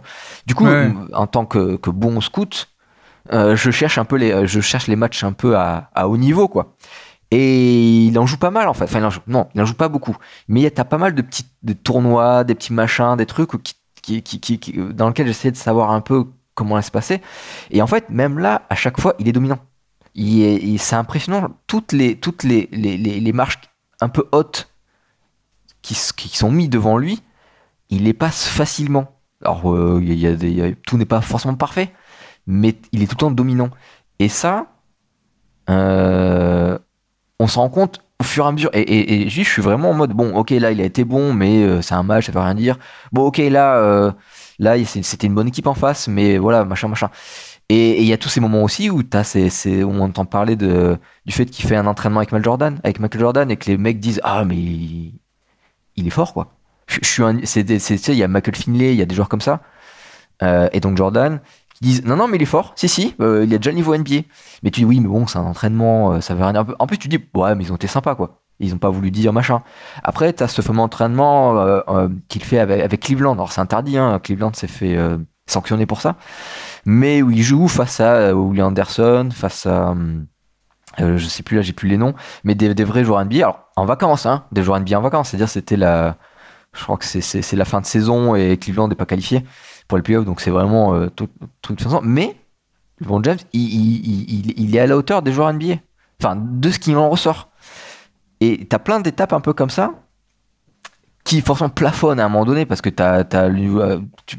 j'ai pas pu le voir jouer contre des universitaires, j'ai pas pu le voir jouer contre des équipes d'Euroleague, j'ai pas pu le voir, quand je dis voir, c'est plutôt lu des commentaires sur le match qu'il avait fait dans telle circonstance. Mais du coup, tu restais un peu limité sur le côté c'est que du basket lycéen ou presque, mais quels que soient les machins qu'on lui met devant lui, bah il était dominant, quoi. Ouais. Après je dis des joueurs dominants au lycée, ça j'explique, je donne pas mal d'exemples qui font un peu mal au cœur, mais qui en sont de joueurs super dominants au lycée qui alors soit se crachent en NBA, donc t'as les Darius Miles, t'as les Kwame Brown, t'as tout le monde. D'ailleurs t'as Tyson Chandler qui est cité. Alors Tyson Chandler, drafté numéro 2, alors lui aussi d'ailleurs dans le livre il apparaît assez souvent parce que quand LeBron James est dans sa deuxième année, troisième année, il est un peu le lycéen qu'on voit partout parce que son équipe de Dominguez là, à Compton cartonne tout. Elle est premier du classement du USA Today pendant longtemps, et t'as ces stats lui qui sort, il fait je sais pas toujours 20 points, 20 rebonds, 10 contre. Tu vois, il y a toujours ça avec Tyson Chandler. Ouais. Et Tyson Chandler drafté deuxième. Quand il se présente, drafté deuxième, et il galère au début. Et au bout d'un an de son année rookie, Tyson Chandler dit, il est interrogé sur LeBron James, et Tyson Chandler dit, non mais James, oui c'est super, il domine sur le lycée, mais il va voir, c'est un autre monde l'NBA, c'est pas pareil, il y a tout qui change. Enfin vous le lirez, mais il était limite déprimé, Chandler, quand il parle de la difficulté de passer de l'un à l'autre, quoi. Donc tu as quand même ce doute-là. T'as même des joueurs, je cite même des joueurs qui étaient dominants au lycée et qui ne sont même pas imposés à l'université. C'est dire à quel point le niveau est différent, à quel point, ok, peut-être LeBron James, comme dit là je raconte à quel point il surmonte tous les obstacles qu'il y a face à lui, mais en fait les obstacles ils sont pas terribles en fait. Ouais. Ils sont un peu limités. Donc t'as quand même ce doute à la fin, le doute que j'ai et que j'aurais eu à l'époque si ça avait vraiment été moi, bon oui, c'est certainement le lycéen qui a le plus de chances de réussir au moment où on parle. Mais c'est pas pour ça qu'il va réussir. T'as quand même un vrai doute, quoi. Lenny Cook, qui est connu comme le mec qui a été classé meilleur lycéen devant LeBron James et Carmelo Anthony en 2001. Voilà, ça c'est un peu l'étiquette qui lui reste à vie maintenant. Le pauvre Lenny Cook, qui n'a pas joué en NBA du tout d'ailleurs, je vois. Non.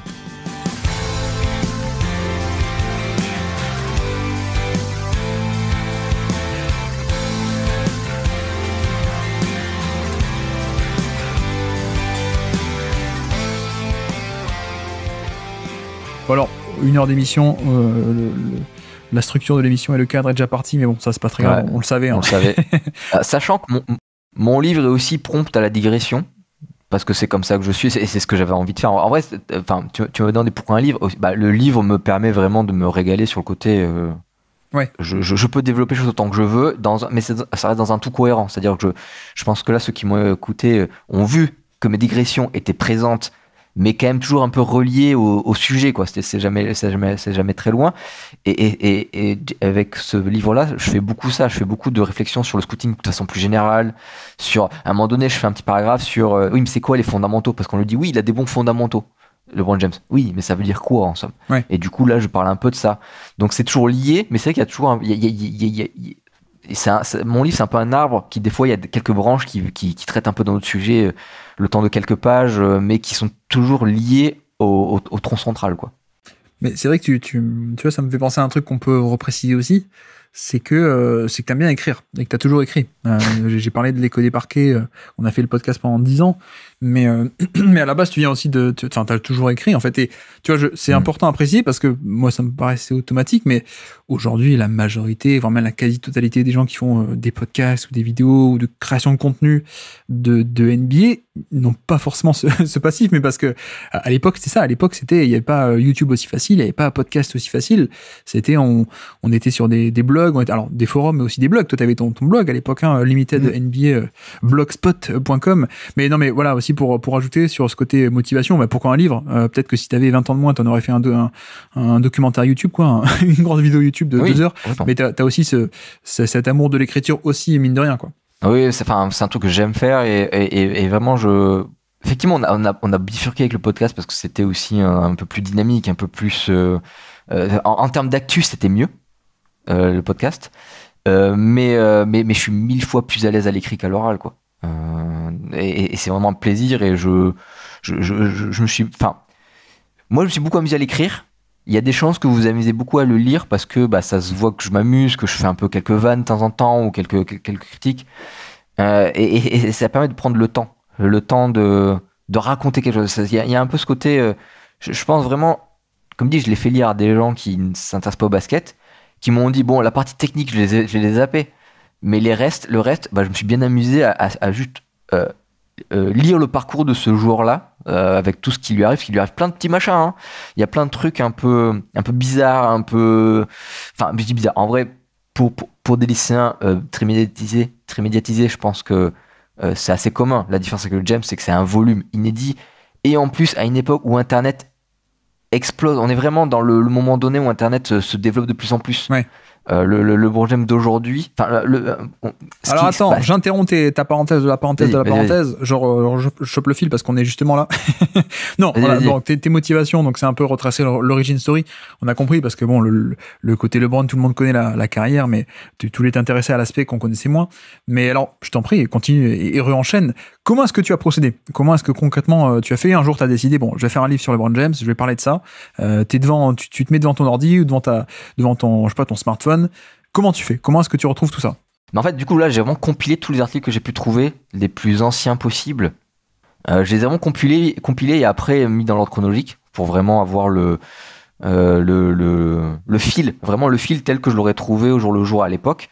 Donc t'as passé des semaines et des semaines à chercher plein d'articles, après t'as tout mis ensemble chronologiquement, quoi. Ouais, c'est ça. Sachant qu'à un moment donné, alors en vrai sur internet Google c'est bien, mais c'est pas ça qui m'a tant aidé. Ce qui m'a beaucoup aidé déjà, c'est Web Archive, forcément, parce qu'en fait il y a les articles, les vieux articles, j'ai surtout trouvé en basculant d'un article à un autre, vraiment de lien en lien via Web Archive. Donc en fait c'était quand même un peu... C'était un peu marrant, mais c'était vraiment creuser dans les fins fonds. C'est vraiment les fins fonds du web archive, du web de l'époque. Après, dedans, tous les liens ne sont pas accessibles, tout n'est pas accessible, toutes les images n'apparaissent pas bien, des fois c'est un peu le bazar. Mais du coup, c'est surtout avec ça que j'ai un peu basculé. Puis après, voilà, on faut dire sous différents angles. Et je dois quand même citer un autre truc que je connaissais pas et que j'ai trouvé sur le moment donné, qui m'a fait ça sur toute la partie non nationale, on va dire, la partie d'Ecron vraiment, même si après je m'en suis aussi servi pour le côté un peu plus national.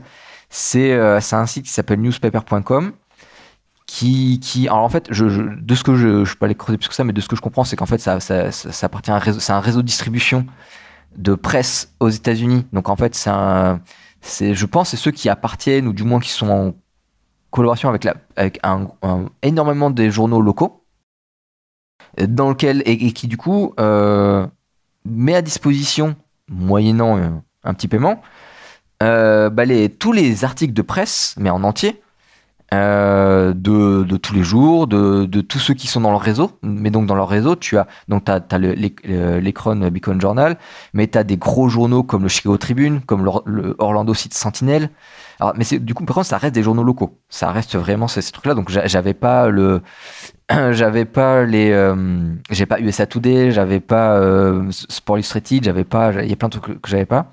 Même si Sport Illustrated, eux, ils les ont publiés, hein, leurs vieux numéros, donc ils sont accessibles pour tout le monde, pour n'importe qui. Il faut le chercher. Et par contre, dans ce site-là, newspaper.com, ce qui est bien, c'est que tu peux taper un nom et il retrouve dans le journal, même si c'est des scans. Donc c'est assez, c'est vraiment ça qui a été ça a énormément aidé pour trouver vraiment toute cette partie-là très très confidentielle. Qui est en fait que dans des journaux locaux, donc notamment la première fois où LeBron James, le nom de LeBron James apparaît, et à ce moment donné que je disais là où il était encore un peu, on savait un peu confidentiel, où c'était juste un joueur parmi d'autres au lycée de Saint-Vincent-Saint-Marie. Donc ça c'était vraiment la belle découverte. Et puis en plus ce qui est un peu marrant, c'est que comme c'est aussi un réseau de presse, donc souvent il y a une info sortie par un autre, mais qui est distribuée dans tous les journaux. Donc en fait, il y a plein de journaux locaux qui ont le même article. Mais c'était plutôt sur des sujets nationaux. Donc par exemple, dans les lycées, il y a le magazine Parade, que j'ai pas, mais qui publiait son classement des lycéens. Et c'était repris dans les journaux locaux. Et c'est un truc national qui était repris dans les journaux locaux. Donc on trouve plein de trucs un peu comme ça. Donc voilà, à un moment donné, je sais pas, au bout de plusieurs semaines, j'ai vu que j'avais plus à rien trouver d'autre que ce que j'avais. Donc là, j'ai mis tout dans l'ordre chronologique et après, j'ai fait comme si c'était en direct. Donc j'ai pris le premier article, il apparaît ça et je commente. Et comme ça jusqu'à la fin. D'accord, en fait, tu rassembles de la matière première de tous les trucs d'époque et en fait, tu fais du commentaire chronologiquement tiens, là on parle de ça, là on parle de ça, là on dit ça, quoi. Et c'est quoi le maximum où tu es arrivé à remonter, du coup? C'est la première fois qu'on en parlait de LeBron James. Donc quand il a 13 ans. Ouais. Et en fait, c'est vraiment 3 lignes dans le journal. En plus, je crois que c'est dans le journal d'Orlando, un truc comme ça. Parce que il gagne un tournoi, donc du coup c'est un peu comme les AAU mais à niveau gamin. Et son équipe d'Ekron gagne le tournoi qui a été fait en Floride ou je sais pas quoi. Et t'as le Ekron Beacon Journal qui dit waouh, on a notre équipe de chez nous qui a gagné un tournoi avec des équipes qui viennent de partout dans le pays, quoi. Ouais. En vrai, et ça, donc, c'est quoi? C'est 96, je crois. Ah ouais. Mais ouais, ça, c'est vraiment la première fois que je vois parler de lui. Et il n'a pas été nommé MVP. Mais il a été cité. Ah, mais déjà, il était quand même un peu fort, quoi, grosso modo. Il est le meilleur marqueur je crois que c'est de la finale ou je sais plus quoi. C'est pour ça que son nom apparaît, mais c'est pas lui le meilleur joueur. Mais son nom est cité, quoi. Donc c'est quand même que. Et ouais, enfin, son nom est cité. Mais oui, non, il était déjà fort, mais dans un petit tournoi de game. C'est pas un tournoi, c'est un tournoi où il y a des équipes qui viennent de plein de pays, de plein d'états. Mais je sais pas quelle est la valeur de ce tournoi-là, quoi. J'ai plutôt l'impression que c'est un tournoi local. Enfin, c'est un tournoi. Voilà, sont venus ceux qui pouvaient venir, quoi. Tu vois. Ouais, bien sûr. Et du coup, on a.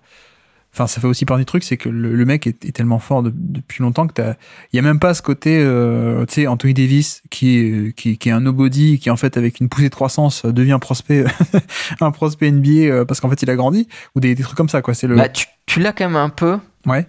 Donc en fait, tu as cette partie-là, comme je dis au début, donc, le Wonders, son nom apparaît. Donc je parlais de cette équipe-là de Saint-Vincent-Saint-Marie qui perd tous ses seniors, sauf Maverick Carter, qui en plus est le plus en taille le plus grand de l'équipe, à 1m98. Alors même au lycée, bah, t'as quand même des mecs de plus de 2 mètres en face de toi, quoi.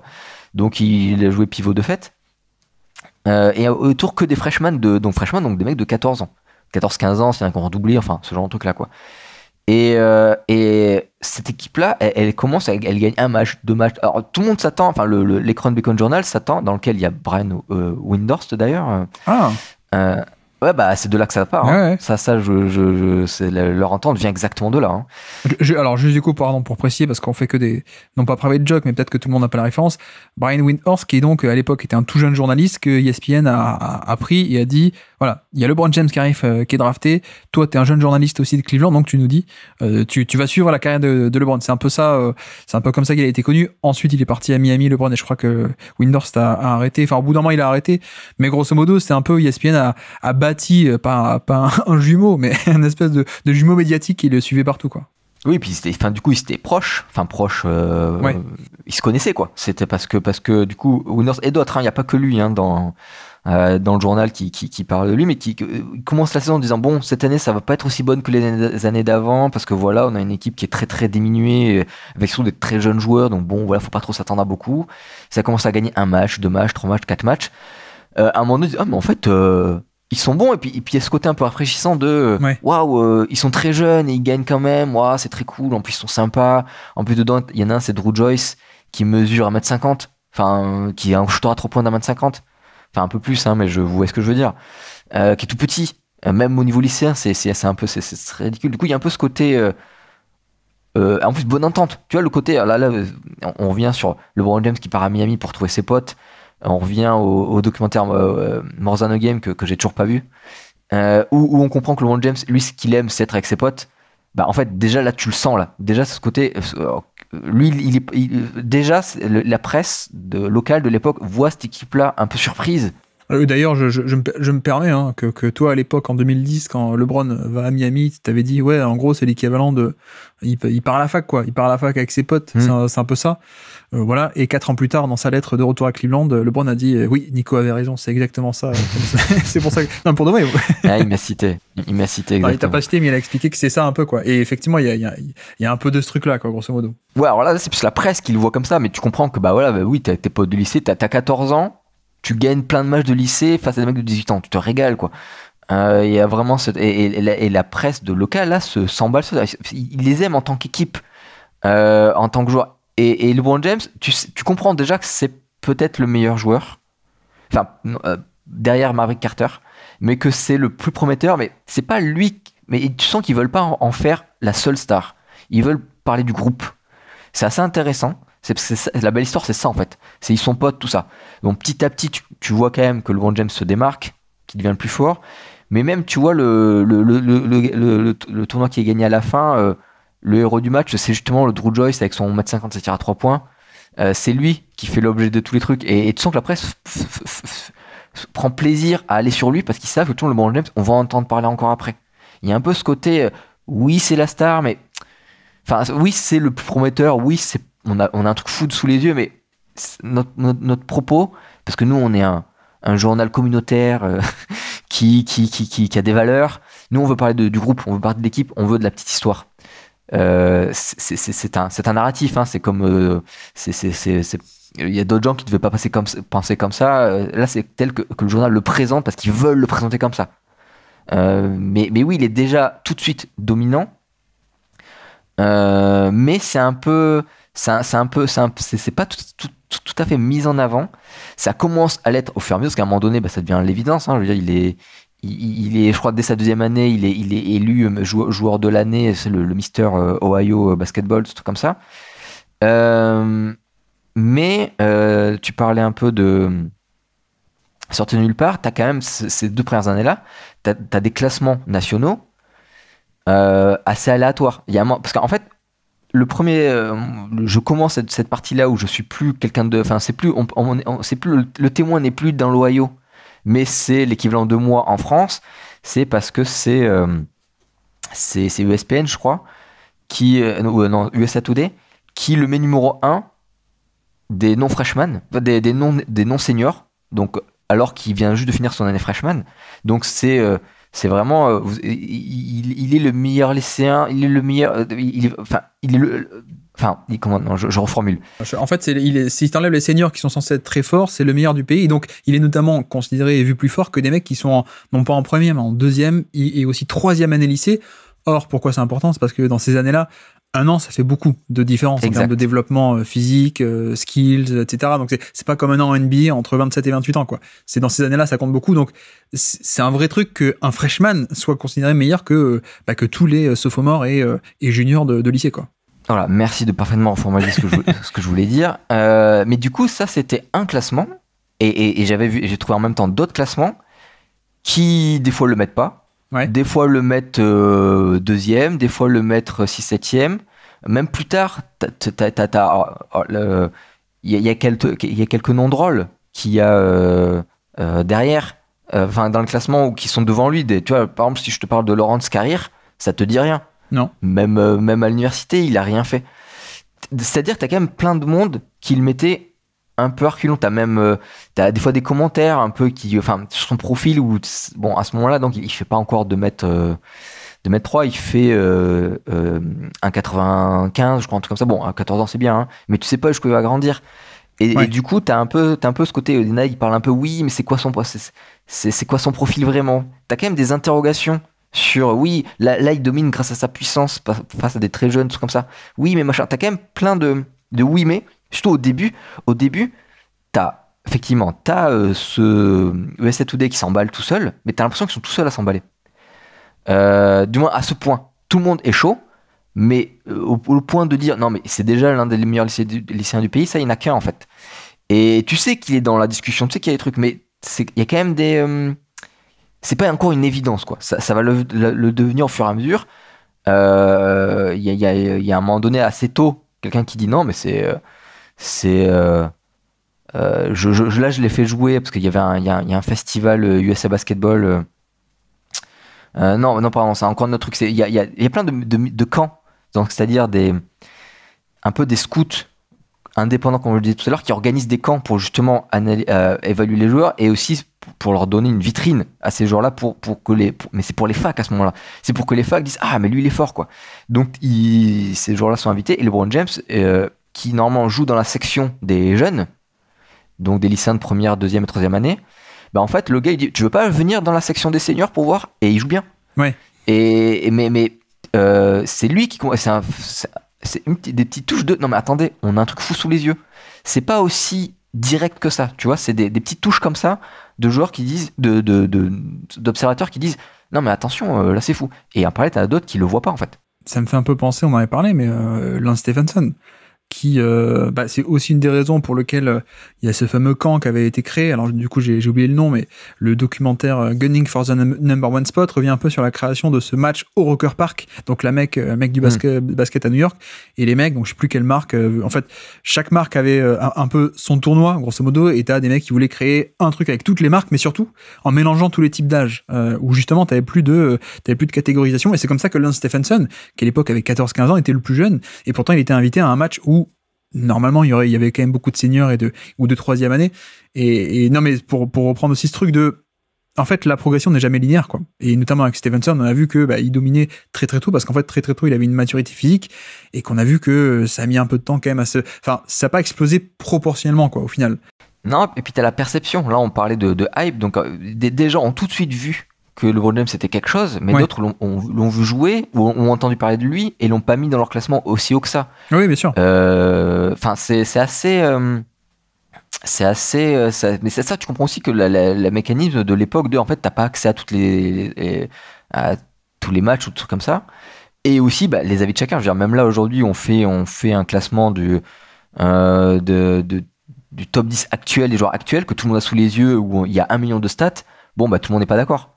t'as un peu ce côté-là. Et c'est encore plus compliqué avec des lycéens, quoi, forcément. Ouais. Et du coup, il avait été classé meilleur lycéen parmi les non-seniors quand il était freshman, c'est ça?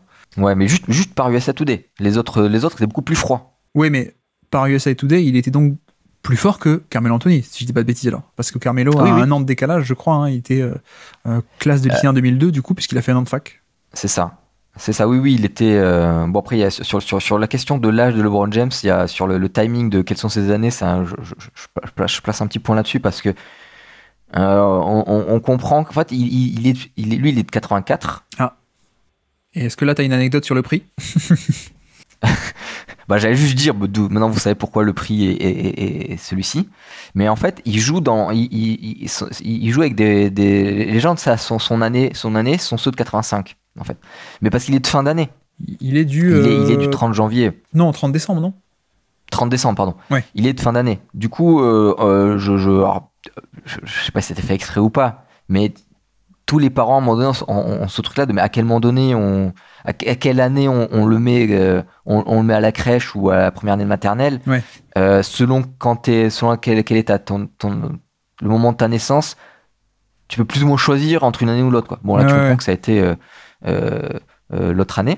Bon, il n'est pas le seul, hein, il y a d'autres joueurs qui sont comme ça, mais du coup, oui, il est quand même un peu plus vieux que les joueurs de son année. Ce qui est peut-être un petit avantage, hein, petit indice dans le... Ah, donc attends, tu veux dire qu'il est de 84, mais en gros, grosso modo, il a joué avec la génération 85, en fait, toute sa... C'est ça. Ah, ouais, alors, en effet, on retombe un peu sur le côté où... Alors, il y a plein d'études qui sont sorties là-dessus. En général, les sportifs professionnels sont nés en début d'année, mais ce qui est une explication très simple, c'est que pourquoi ils sont professionnels? C'est parce qu'avant ils étaient forts, et donc ils ont continué. Pourquoi est-ce qu'ils étaient forts quand ils étaient jeunes? Parce qu'ils étaient nés plus tôt dans l'année. Donc en fait, ça change tout, parce qu'il est né en décembre, mais en fait, tu nous dis qu'il a été... C'est comme s'il était né en janvier, quoi. Il fait partie de la... C'est ça, c'est exactement ça. Et tu parlais... Alors, moi-même, j'avance cette théorie avec... alors, l'étude que j'ai vue qui dit ça, elle est plus vieille que l'époque où je suis censé être dans le livre, donc je la cite pas. Ouais. Mais c'est sur ça que je me base. Alors je dis juste, est-ce que ce que t'as dit, quoi, est-ce que le fait d'être un peu plus, avoir quelques mois de plus, ça t'aide pas? Parce que oui, t'as peut-être plus de confiance en toi, t'es plus assuré de tes gestes, tout ça, t'es socialement mieux, je pense. Ouais, puis physiquement, t'as 6 ou 9 mois d'avance sur certains, tu grandis plus vite, quoi, en fait. Oui, et puis je pense que c'est surtout mental, hein. Pour moi, c'est surtout le côté, t'es à l'aise dans ta classe parce que t'es déjà un peu en position d'ascendance par rapport aux autres.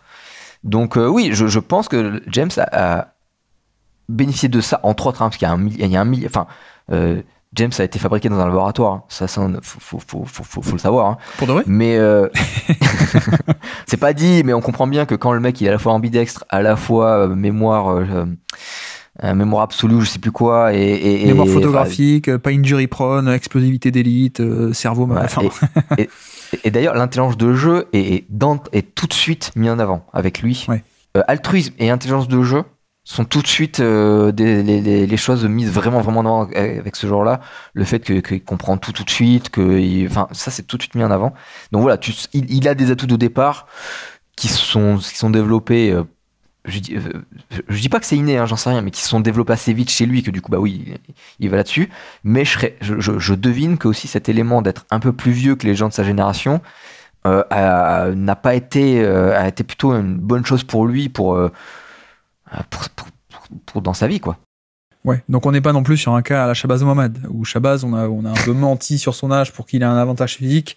Là, c'est juste que quand t'es né le 30 décembre, on a fait comme si t'étais né le 1er janvier, quoi. Mais, donc c'est exactement ça. C'est pas mentir, mais on retombe sur l'avantage concurrentiel de, forcément, tu vas être plus grand parce que t'es né en début d'année, quoi. Mais, tu vois, alors je suis allé vérifier, effectivement, dans son année de lycéen, Lou Holding est de 85, par exemple. Donc, effectivement, il a pas sauté une classe, il a redoublé à 2 jours près, quoi. Ouais, tu sais, il y a un moment donné où, justement, j'ai une liste des joueurs sélectionnés pour l'USA Basketball Festival, qui est une espèce de regroupement, voilà, où tu as les années de naissance et où il y a Carmelo Anthony, qui d'ailleurs cartonne aussi là-dedans. Ouais.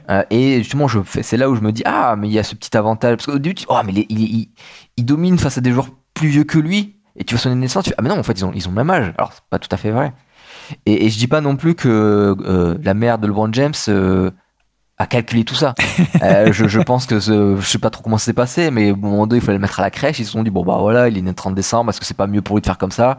Et Oui. ils l'ont fait, quoi. C'est de la chance et le machin, tant mieux. Oui, t'as les deux. T'as aussi les parents qui, quand l'enfant est né début janvier, on essaie de le faire sauter une classe à 10 jours près, quoi, grosso modo, et t'as l'inverse aussi, quoi. Donc c'est pas. Oui. Puis parfois c'est le hasard de la vie, de les places en école ou des trucs comme ça. Enfin après je connais pas le système Oui, américain. puis Mais... je pense qu'il y a, enfin, à vérifier, mais je crois pas que le monde soit dirigé par des gens qui sont nés en janvier, quoi. Je pense pas que l'élite, c'est que des gens nés en janvier, février.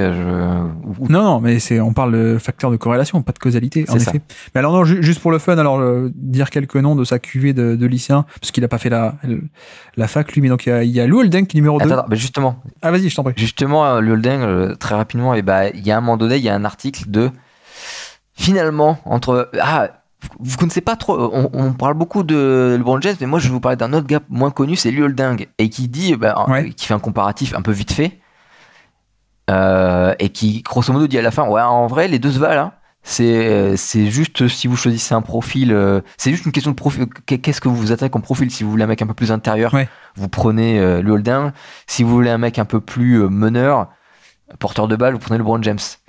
Alors je pense vraiment, alors cet article je le descends un peu parce que enfin un peu, hein, je pense pas que le gars soit malhonnête, hein. Je pense juste qu'il est biaisé par le fait de c'est ce côté un peu de j'ai découvert quelqu'un, tu vois, et ce qui est pas faux parce que pour le coup le Holding est devenu un gros joueur NBA et qui était Ah bah oui.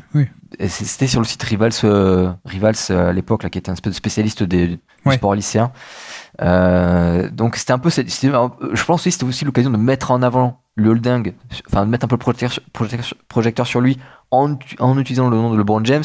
Après il s'emballe un peu en étant dans le côté équitable. Même à l'époque tu pouvais quand même te poser des questions, mais c'est vrai qu'il avait été cité comme pépite inconnue qui effectivement cartonnera par la suite, quoi. Donc Lou Holding numéro 2 d'après ESPN. On a aussi Charlie Villanueva qui est dans cette cuvée là, Travis Outlaw si ça parle à certains. On a aussi en numéro 9 Kendrick Perkins, et oui, lui aussi qui d'ailleurs a sauté le pas directement qui est dans le livre à un moment donné, qui est dans mais qui d'ailleurs Perkins, ça étonne toujours les gens, mais allez voir les stats de Perkins au lycée, c'est prime Shaquille O'Neal, quoi. Mais alors au lycée, c'est toujours étonnant ce genre de truc. Ce qui explique, voilà, que finalement le lycée ça vaut rien. Enfin, même pour LeBron James, c'est vrai que Ken Perkins, il est cité parce qu'il apparaît comme justement un des lycéens dans une mock draft, et il apparaît, je le cite et je dis un peu ce qui est écrit. Alors là, du coup, je dis rien sur lui, je dis juste c'est un lycéen machin. Dans ma tête, je pense beaucoup de choses et je laisse le lecteur dire écoute, c'est marrant de voir le décalage, Et t'as Eddie Curry aussi comme ça où c'est assez intéressant ce qui est écrit et ce qu'on sait de la suite, quoi. On a aussi donc Brandon Bass qui est très haut dans cette cuvée de lycéens à l'époque. Shannon Brown, le dunker fou des Lakers, connu surtout pour ça. Bon, Chris Paul est 52, je crois, dans ce classement, donc un peu plus tard, mais voilà, un nom qu'on connaît, qui lui va passer par la fac, donc il viendra plus tard en NBA. Non, il y a surtout un mec, parce que tu m'as déjà parlé de Byron Mullens, qui est devenu B.J. Mullens, ou l'inverse, je sais plus. Keaton Wafer. En fait, c'est Von Wafer. Ah bah écoute, j'avais pas ça. Je savais pas non plus, je viens de l'apprendre que Von Wafer, en fait, c'est pas son vrai prénom Von, V-O-N, son vrai prénom c'est Vakaeton. Bon, pas grand monde ne connaît Von Wafer, je crois, mais de manière globale. Mais Ah oui, mince, peut-être, c'est vrai, t'as raison. Et bref, c'est pas grave. Au niveau technicalité aussi, c'est toujours intéressant. Est-ce que t'as mis longtemps à l'écrire ce livre? Est-ce que c'est un projet hyper long terme? Comment t'as fait la démarche ensuite d'autopublication? Raconte-nous un peu tout ça. Alors j'ai pas mis tant de temps que ça, mais j'ai mis beaucoup d'heures, mais ramassé sur beaucoup de temps parce que vraiment je me suis beaucoup amusé. Donc c'est pas ton métier. C'était pas mon métier, mais c'était vraiment mon hobby, quoi. C'était quand je rentrais le soir du travail, quand le week-end, c'est ça que je faisais, quoi. Et ça c'est sans dire que ça s'écrit tout seul presque. Du coup je crois que j'ai mis 6 ou 8 mois, un truc comme ça. Par contre après pour la publication, donc c'est auto-édité, hein, donc c'est Amazon qui permet de faire ça assez facilement, donc juste donc c'est de l'impression sur demande en fait, donc les livres ils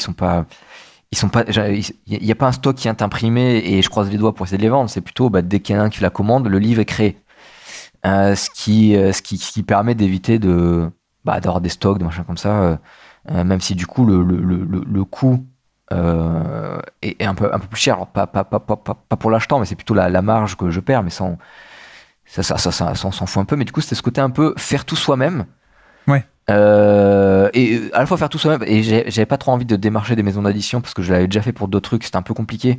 C'est tout, ça avait rien donné. Et j'avais cru comprendre que c'était. Fallait avoir de la chance, quoi. C'est pas tant la qualité du livre, c'est surtout qui sont tes connexions, pour qui tu bosses, pour quel site, etc., quoi. Ouais, après, je pense aussi qu'il y a des maisons d'édition où il y a vraiment ce côté. Déjà, j'ai eu le temps de lire le manuscrit déjà. Et parce que je pense qu'ils en reçoivent des dizaines et des dizaines. Et faut que ça plaise, quoi. Parce que des fois, ça peut ne pas plaire à quelqu'un, mais même si c'est un bon livre, ça plaît pas. Ou alors qu'ils disent oui, mais il n'y a pas de marché. Des trucs comme ça. Donc j'avais pas. Je voulais tenter un peu ça. Et en plus, j'avais rien à perdre, quoi. Tu dépenses presque pas des sous. Tu payes un truc pour l'ISBN, des trucs comme ça. Mais sinon, c'est gratuit. Et c'était amusant de tout faire soi-même. Ça, j'ai retrouvé un peu le même sentiment que quand je faisais le blog. Alors le blog dont tu parlais, Unempty NBA, c'était pas moi qui l'avais créé, hein, c'était Dominique Guy qui traîne encore un peu, hein, sur les réseaux, hein. Bald Don't Lie, c'était son surnom à un moment donné. Mais en tout cas, voilà, qui avait créé ça, qui m'a demandé de venir. Et puis à un moment donné, lui, il avait plus trop le temps de s'en occuper, donc j'étais un peu le seul dessus. Mais créer son article, créer un peu son. Alors c'était c'est pas un site complètement créé, hein, c'était des sites un peu préfabriqués, mais du coup, tu pouvais quand même personnaliser plein de trucs. Donc ce côté un peu homemade, amateur, c'était du boulot, mais c'était un peu marrant à faire. Là, j'ai retrouvé le même sentiment. Alors les mêmes galères aussi, hein, parce que créer une couverture, j'ai dû un peu. Pour ça, j'ai opté pour une qui est assez simple. Et ça, comment ça se passe. Enfin, des trucs tout bêtes que, oui, en fait, quand tu fais un livre, faut bien penser faut penser à l'intérieur qui est un dos collé. Donc, en fait, faut laisser de l'espace. Enfin, il y a plein de petits trucs comme ça, d'édition, purement d'édition.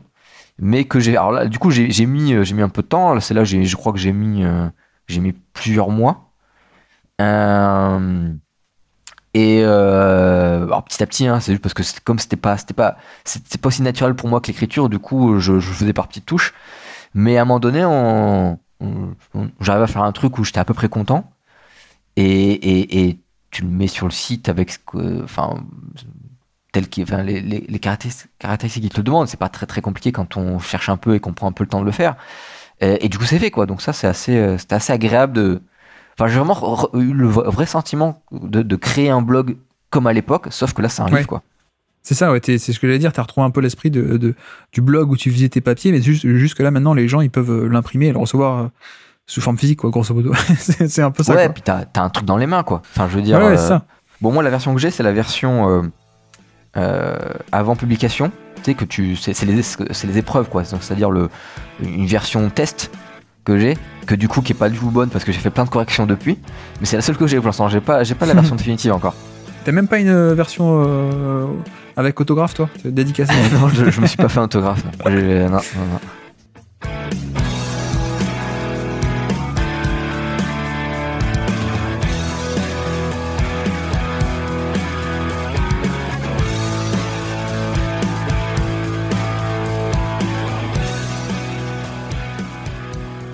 Alors, troisième et dernière question, même si on a déjà commencé même pas mal à parler du contenu du livre, mais quels sont les trucs les plus étonnants qu'on peut découvrir dans ce livre?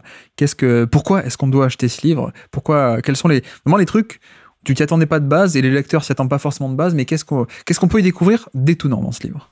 Je m'attendais pas à voir LeBron James avec un énorme chapeau de cow-boy. Je m'attendais pas non plus à LeBron James qui parce que c'était un peu la mode des pantalons portés très bas pour les hommes, vraiment, où on voit le caleçon, tout ça. Donc à un moment donné, il se fait engueuler sur ça, parce que comme tous les lycéens font ça, lui il fait ça, il se fait engueuler. Et la semaine suivante au lycée, il la passe avec le pantalon remonté jusqu'au nombril, quoi. La façon Steve Urkel, machin. Il y a plein de petits machins comme ça. Ce qui m'a un peu plus surpris aussi, la façon dont les gens, vraiment au niveau journalistique, c'est un peu ce que j'avais pas vraiment prévu de voir, c'est comment les gens réagissaient. Il y a des journalistes horribles qui ont des idées en tête et qui veulent l'imposer. t'as des billets de partout. Et alors, en plus, cette période-là où, comme dit, ce qu'ils appellent l'invasion lycéenne, avec forcément plus de détracteurs que de gens positifs. Et LeBron James s'annonce comme étant le pire du pire, quoi, dans le sens où il y a une longue période où LeBron James, on se disait, mais en fait, peut-être il est tellement fort qu'il va se présenter à la draft avant même de finir son année senior. Et ça rendait fou les gens. C'était scandaleux, c'était machin. Enfin, je vous laisserai regarder parce que ça je le montre, je reprends les textes tels quels presque des articles, mais il y a vraiment des coups vicieux un peu que font certains journalistes en utilisant LeBron James comme le parangon de ça. Alors que lui, il fait juste sa carrière, quoi. Il fait juste sa vie. Et puis effectivement, s'il dit, bah oui, si je peux, si j'ai le niveau pour jouer un NBA dès maintenant, pourquoi je le ferai pas pourquoi, même si je me rate, moi j'aurai un contrat là-bas. Enfin, il y a plein d'arguments pour. Mais que ils pouvaient quand même pour servir leur idée de bah oui le basket non c'est pas comme ça le vrai basket, enfin tu vois c'est pas comme ça, c'est pas normal, surtout qu'on a chaque décennie ce machin de maintenant ça va contre les traditions tout ça ce que j'allais dire en fait on les a maintenant en 2024 mais en fait finalement il y avait les mêmes aussi il y a 20 ans de non mais le high school ça va détruire le vrai basket quoi au final. Oui, mais il y avait exactement ça. Et là, tu le retrouves plein. Et donc, forcément, quand t'as LeBron James qui arrive comme étant l'élu, les gens, ils se braquent complètement. Donc, t'as un peu des articles un peu sales comme ça que j'avais pas spécialement vu arriver. Mais en même temps, en un sens, il y a aussi ce truc où parfois il y a des journalistes locaux où ils pensaient pas que ça resterait des années et des années forcément leurs commentaires sur un lycéen, tu vois, c'est sûr, notamment ce qui était critique, ils pensaient que c'est juste on critique un tel comme on critiquera celui de l'année d'après, et puis etc quoi. Donc c'est vrai que tu passes à la postérité un peu pour alors que tu t'y attends pas, mais il y a aussi un truc marrant et ça me fait penser à une anecdote perso où je me souviens à l'époque tu te rappelles l'époque Domenech en équipe de France ou pas? C'était affreux, bon tout le monde le détestait et tout. Et je me souviens, j'écoutais l'after à l'époque et il y avait un auditeur qui avait appelé genre parce qu'ils recevaient un philosophe à l'after et t'as un auditeur qui appelait ouais tout le monde est contre Domenech et tout. Moi j'en ai marre que tout le monde fasse comme des moutons et soit contre Domenech. Moi je suis pour Domenech. Moi je dis qu'il faut le laisser il faut le laisser travailler et tout. Et là t'as le philosophe en plateau qui dit mais vous vous rendez compte que finalement vous faites exactement pareil, c'est-à-dire que vous vous définissez relatif à la moyenne, c'est-à-dire que vous n'allez pas dans le sens de tout le monde mais vous vous définissez tout de même par rapport à la moyenne. Et le mec était resté con, a dit ah oui c'est vrai. Et non mais ça me fait un peu penser à ça ce que tu me dis dans le sens où finalement c'était the big thing et donc de toute façon t'avais un peu ce côté surtout en journalisme où il faut se positionner, il faut se placer, il faut avoir une opinion, même si c'est pas forcément fondé.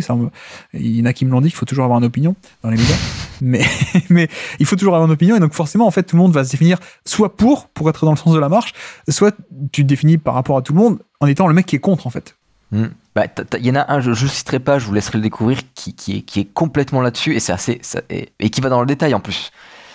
Et c'est assez croustillant. Alors, en plus, il dit pas que des bêtises, mais la façon dont il les dit, enfin vraiment, il parle avec de l'acide dans la bouche, quoi. Et tu fais bien de, enfin, je pense, tu sais, c'est ce côté-là où Internet était quand même encore, c'était déjà démocratisé, mais c'était quand même encore dans ses premières années de démocratisation. La presse papier était encore assez vivante. Du coup, parce que dans ce que j'ai dit, il y en a, ils sont de la presse papier, d'autres c'est sur Internet. Déjà, ceux de la presse papier ne devaient pas se dire, tu sais, presse papier, tu te dis, mon article il sort ce jour-là, on en parle ce jour-là, c'est de l'actu, peut-être une semaine, et après c'est oublié. Personne ne va aller chercher le vieil article de l'époque. En fait, on savait pas qu'Internet existerait et qu'il y aurait donc une espèce d'archive mondiale interconnectée et que pour l'éternité en fait. Ouais, puis tu sens qu'il y en a, ils parlent avec du fiel, donc enfin c'est vraiment des journalistes de papier. Tu sens que dans leur esprit, c'est pas. Après, je pense que même là, ils s'en foutent un peu que j'ai vu ce qu'ils ont écrit. Ça leur est égal. Mais je pense qu'ils auraient, même en sachant ça, ils auraient écrit pareil. Mais c'est vrai qu'il y a un peu ce côté un peu. Je sais pas s'il est plus libéré, mais t'as effectivement ce côté où là, il passe un peu pour des aigris, des trucs comme ça. Et pareil pour ceux qui sur Internet, je pense pas qu'ils disaient qu'Internet allait rester autant. Même sans se dire que ça allait pas rester, mais plutôt le côté la capacité des gens à aller chercher des vieux trucs, quoi. Et en vrai, hein, j'ai galéré pour les trouver, donc c'est pas complètement faux non plus. Mais à quel point Internet est une mémoire vivante, ça effectivement je pense c'était un peu sous-estimé. Après cela dit, aujourd'hui, actuellement, je pense qu'il y a quand même un gros paquet de monde qui parle sans trop réfléchir à ça non plus. Donc ça change pas grand-chose. Oui, mais l'important, c'est d'avoir un avis. Non, mais même, tu vois, même sans forcément Internet, le mec qui a coupé Michael Jordan dans son équipe de lycée, tu crois que s'il savait que ce serait Michael Jordan et qu'on en parlerait 50 ans plus tard, il l'aurait fait? Non, mais je veux dire, il y a un aspect aussi où, pour eux, les mecs à l'époque, c'est juste qu'ils commentaient l'actu, quoi. Ils pensaient pas que ça passerait à la postérité, quoi. Et ça c'est vraiment l'objet de mon livre, c'est vraiment être au moment en direct. Ouais, c'est ça. Mais tu vois, t'as aussi des journalistes qui font des danses du ventre pour dire sans dire. Ça, il y en a plein, très drôle, qui osent pas dire qu'il est super fort, qu'il est vraiment légendaire comme James comme prospect lycéen, et qui essaient de le dire d'une autre manière. Ou ou l'inverse, qui disent des critiques, mais indirect, sans se les approprier. C'est aussi très drôle à quel point un joueur d'une telle hype force les gens, modifie un peu la façon d'être des gens, dans le sens où ils sont obligés de faire des détours pour dire des trucs, pour dire ce qu'ils pensent, sans qu'on sache que c'est ce qu'ils pensent, tu vois. Oui. Et ça, il y a 3-4 fois comme ça dans le livre que j'ai eu ça, où forcément je le pointe parce que ça me fait rire. Et c'est assez drôle. Enfin, il y a un moment donné, il y a une telle hype que les gens ils se disent attends. Enfin, il y a des gens qui disent attends, je suis coincé. Je peux pas ne pas. Enfin, soit je rentre dedans, mais je prends le risque de me faire démonter par la suite parce que j'aurais eu tort. Ouais. Soit j'y rentre pas, mais je vais me faire démonter parce qu'il va être ce genre-là. C'est ça. Et même, soit j'y rentre, mais oui, mais à quel point j'y rentre? Parce que je vais quand même pas dire que c'est le nouveau Jordan. C'est trop chaud. Mais je le pense. Parce que si jamais c'est ce qui arrive, j'aimerais bien pouvoir dire non, mais je l'avais dit. Donc ils font des détours un peu bizarres, qui sont à tordre de rire, de dire sans dire pour pouvoir, à la fin de l'histoire, pouvoir toujours dire, quel que soit le scénario, j'avais raison.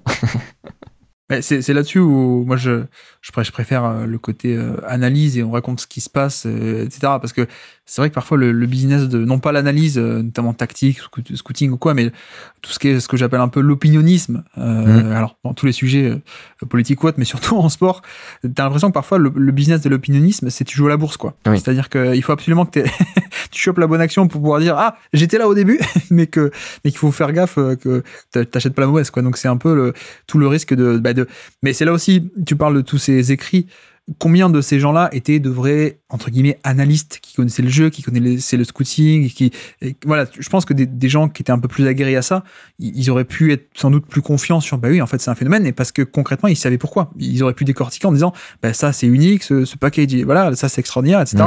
Alors qu'au final, surtout je pense à l'époque, il n'y a pas le draft Twitter, il n'y a pas autant de démocratisation. Je pense que c'est aussi beaucoup de journalistes, et donc, finalement, je vais dire une aberration peut-être, mais d'une année sur l'autre, la différence pour quelqu'un qui connaît pas le basket, qui est juste, entre guillemets, journaliste, c'est quoi la différence entre tel prospect, l'année N, qui fait 27 points par match et 10 rebonds, et l'année N+1, l'autre prospect qui fait 27 points et 9 rebonds, enfin, tu vois, c'est, pour des gens qui connaissent pas concrètement le basket, le scouting, etc., ça se vaut, quoi, au final, quoi. Donc je comprends aussi cet aspect de j'ai envie de m'emballer mais je peux pas trop, et en même temps enfin voilà, quoi, c'est... Ouais. Mais après,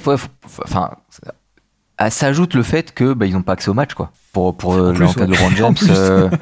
Donc ils sont obligés un peu et c'est un peu l'enjeu, c'est un peu d'essayer d'avoir les infos, mais donc ils vont interviewer des gens plutôt, des coachs qui ont joué contre lui, des trucs comme ça, notamment le coach de Oak Hill qui est souvent interrogé dans le truc. Et c'était aussi un peu un des trucs aussi, ça je l'ai pas dit dans les motivations de ce livre, cette façon de faire. C'était aussi un truc qui m'intéressait. C'était un peu. Alors, si tu te souviens, il y a quelques années, quand j'ai lâché le basket universitaire, enfin la draft entre guillemets, parce que j'avais plus le temps. Ouais. C'était l'année de draft d'Anthony Edwards, qui était annoncé premier, enfin numéro 1 de draft. Pas sûr, je crois, mais quand même plutôt favori. Et je m'étais dit, ok, je vais essayer de savoir qui c'est, mais j'ai pas le temps d'analyser moi-même les matchs, tout ça. On va faire un truc rigolo. on va plutôt essayer de se faire une opinion vis-à-vis de ce que les gens en disent. Et quand je dis les gens, c'était plutôt les professionnels, quoi. Donc les journalistes qui écrivaient ça, tout ça. Et c'était plutôt du côté américain. T'avais fait un peu une revue de presse de, pas toi, tu regardes les matchs, mais tu regardais les scouting reports des gens et tu dis, alors qu'est-ce que je peux apprendre en tant que mec qui connaît pas les matchs, quoi. Voilà. Et c'était un peu rigolo parce que tu pouvais voir des contradictions dans les avis, ce qui est normal, hein. C'est le jeu, essayer d'analyser par rapport tu t'analyses autant l'analyste que l'analyse. Et du coup, c'était un peu marrant aussi. Et là c'était pour ce livre-là, c'était à la fois une nécessité parce que si je voulais être à l'époque, bah, j'ai aucun moyen que j'ai accès au match. Alors j'aurais pu trafiquer un peu un scénario en mode oui, je suis en vacances avec Ron, tout ça, je sais pas quoi.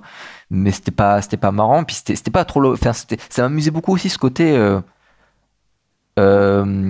découverte par la presse, parce que ça rentrait dans le jeu de voilà quel était ce qui était visible à l'époque pour moi comme si ça avait été vraiment moi à l'époque. Et ça faisait ce jeu aussi ça permet aussi d'analyser les analystes ou les médias.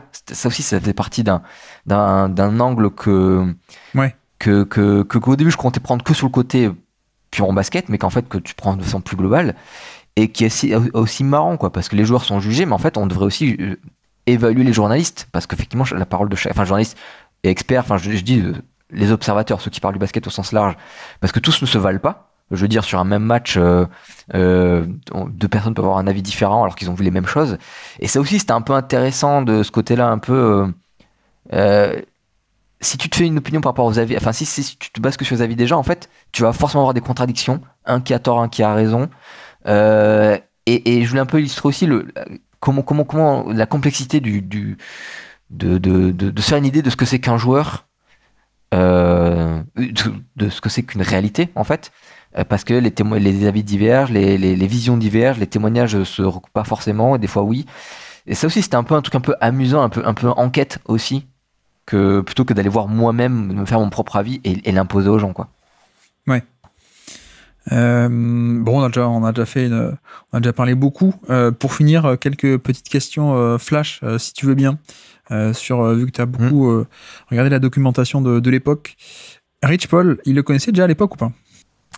Il le rencontre plus tardivement, plutôt il y a déjà la hype autour de lui, et c'est la fin de son lycée mais Rich Paul aussi, lui aussi, si je dis pas de bêtises, il explose avec les LeBron James, parce qu'au début c'est juste un mec qui vend des maillots vintage. Ouais. D'ailleurs, il y a un petit truc marrant sur les maillots vintage avec LeBron James, mais ça je vous laisserai le découvrir.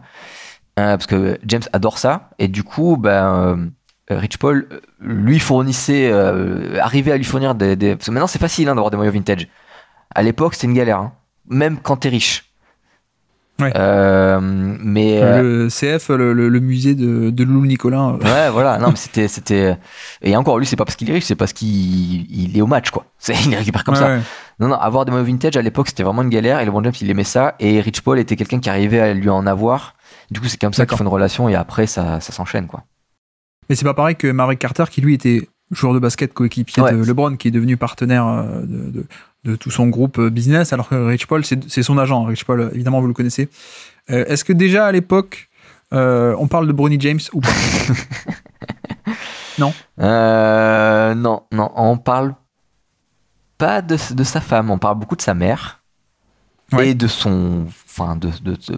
des hommes qu'il y a autour dans sa vie. Et son papa absent, je crois, non? Il y a un papa absent, il y a un papa présent, il y a un papa présent en prison, il y a une famille d'accueil pendant un certain temps qui lui fait, ça c'est pas dans le livre, mais si vous voulez offrir un gâteau à LeBron James, offrez-lui un German cake. C'est son gâteau préféré. Grâce à cette famille d'accueil dans laquelle il les a découverts, machin. Est-ce que dans cette documentation d'il y a plus de 20 ans, on sait pourquoi, est-ce que tu as découvert pourquoi est-ce qu'il ne lit que les premières pages des livres qu'il lit LeBron James? Non, je fais une blague à la fin du livre. À la fin du livre, je fais des tirés. Non, pas sur ce truc j'ai failli faire une blague sur cette histoire de première page de livre. Bah ouais, j'espère que la tienne elle est bien de première page, parce qu'il lira que ça s'il met la main sur ton livre. Tu sais, c'est l'année où c'est la première fois où il est cité dans un journal, donc je pense que ça lui plaira. Ouais. Mais Ouais. j'ai failli faire une blague sur ça. Parce qu'à la fin du livre, je fais des petits tirés avec des petits commentaires un peu hors livre. Et il y a mon tiré final qui me fait rire, que je vous spoil ici, mais c'est pas grave. C'est voilà, j'ai lu où j'écris que j'ai lu des dizaines d'articles sur LeBron James pendant qu'il était au lycée, sur le lycéen, sur les questions d'éligibilité, tout ça. Je sais l'argent qu'il a touché, pas touché, enfin plein de trucs comme ça de sa vie. Enfin, je sais 1 million de trucs sur sa vie de lycéen. Par contre, ce que je ne sais pas, c'est est-ce qu'il a eu le bac ou pas. Ah, À aucun moment donné, c'est évoqué. effectivement. Bon, après, je pense qu'il va s'en sortir dans la vie même sans le bac. Je pense, mais a priori.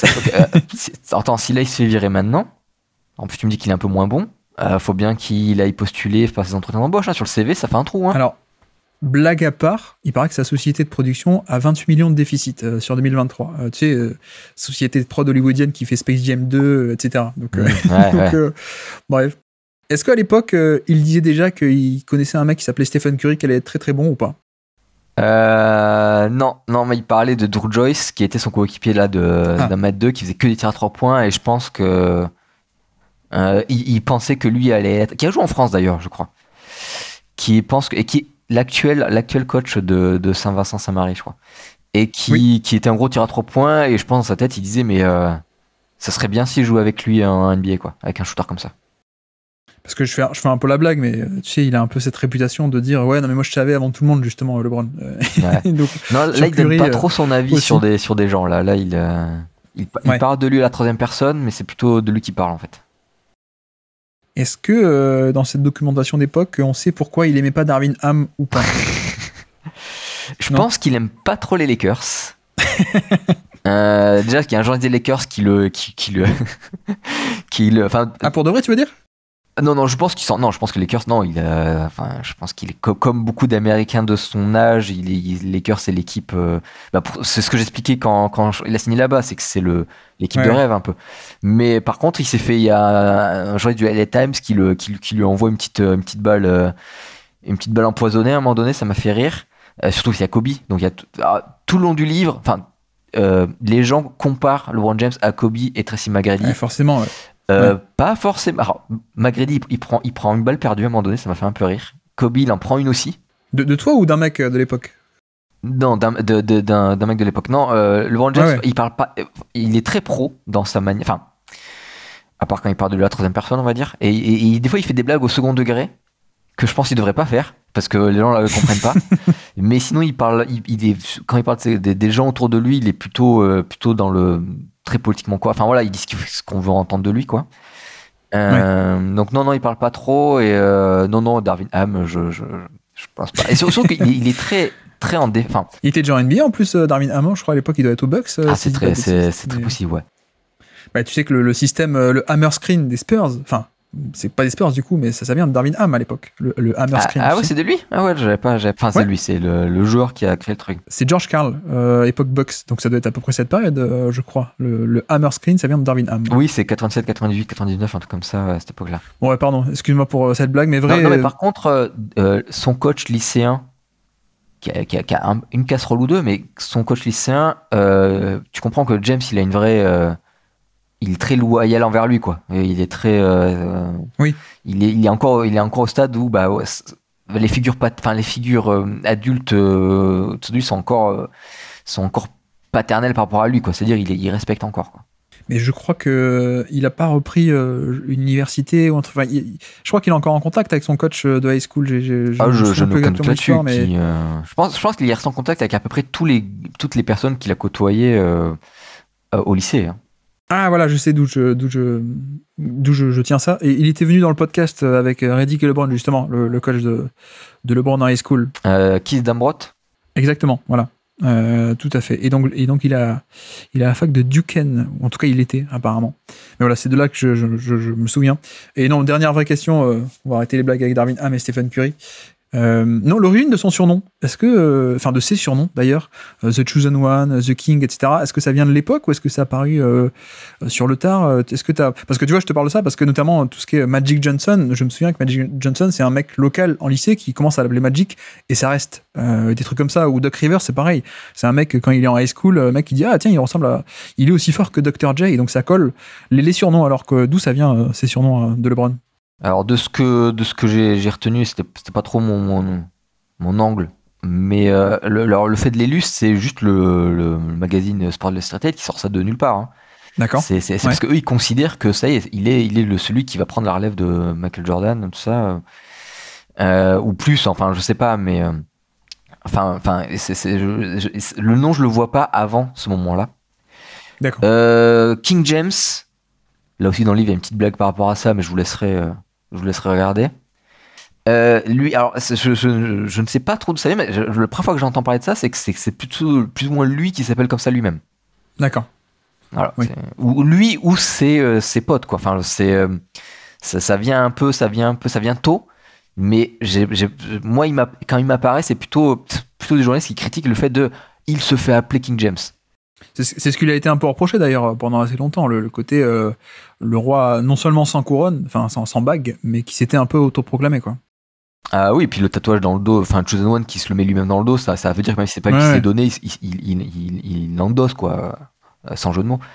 Mais King James, voilà, quand moi j'entends parler, c'est vraiment c'est sur une critique là-dessus, et effectivement l'arrogance de James est évoquée tout le long de trucs, même si à quel point enfin il y a du vrai, parce que encore une fois il y a une fois ou deux il parle de lui à troisième personne, il y a pas n'importe qui fait ça, mais il y a aussi un peu de